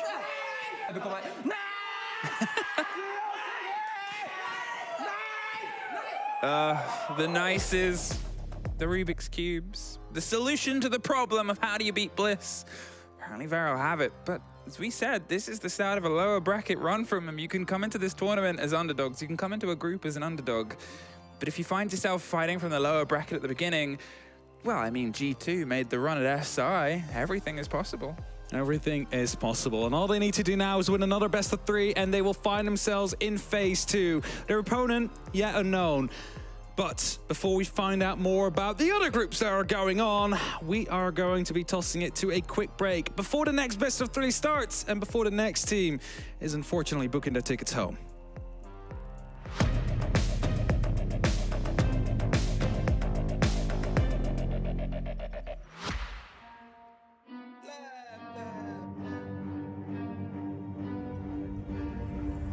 I got problems on problems on problems on problems on problems on problems I solve them. I run through the money, the pressure be calling. Left on my blessings, I feel like I'm falling. The birdie is back, tell me I'm garbage. I'm going through something, that's why I ain't calling. Phone and progression is all that I wanted. The phone and affection, I summon and dub it. Cause I got problems on problems on problems on problems on problems on problems I solve them. I run through the money, the pressure be calling. Left on my blessings, I feel like I'm falling. The birdie is back, tell me I'm garbage. I'm going through something, that's why I ain't calling. Phone and progression is all that I wanted. The phone and affection, I summon and dub it. Why you be all on my line about nothing? Why won't you go get you $1 or something? Don't hang with a who line for nothing. I see that we different, you riding, I double. I don't do discussions on bragging about hundreds. Don't go to your places, I know that they sunken. Don't call me your brother, I barely could trust it. I talked to a shorty, she bagging the bucket. And I'ma need all of my dollars on corporate, so hand me the money, I divvy the pie. I'ma give all of my people a portion to build them a fortune on flipping the ride. I can't be mixy when iffy the vibe, and 40 on 50 is really the time. Why are you all on my phone like you want me, like you wasn't pushing the kid to the side? I run through the money, the pressure be calling. Left on my blessings, I feel like I'm falling. The birdie is back,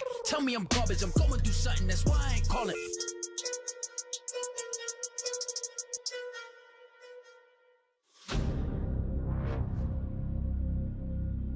When you have 2 teams from the same region going up against one another, you're best friends. But in the server, you want that win. You want it so bad. Our 2 Brazilian teams in the grand final for the first time ever.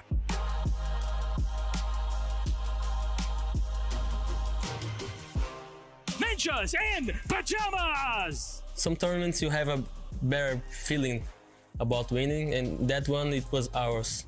Our second Brazilian team, Team Liquid! NIP was very well prepared. They were like top 1 team in Brazil. It goes to Brazil no matter who wins it, but for NIP, it means a lot. We lost to SSG a year before, and then we knew like in our hearts that this is an invitation we need to win, you know. It was a very difficult time for us as a team. It was pretty hard, like especially because of what happened to me at the moment. Like I lost my dad during the competition. In that final, I think Liquid kind of won people's hearts because of the tragedy that had happened, but because they had also played incredibly well throughout the tournament and through the grand final. They gave us an incredibly entertaining game. Sidecore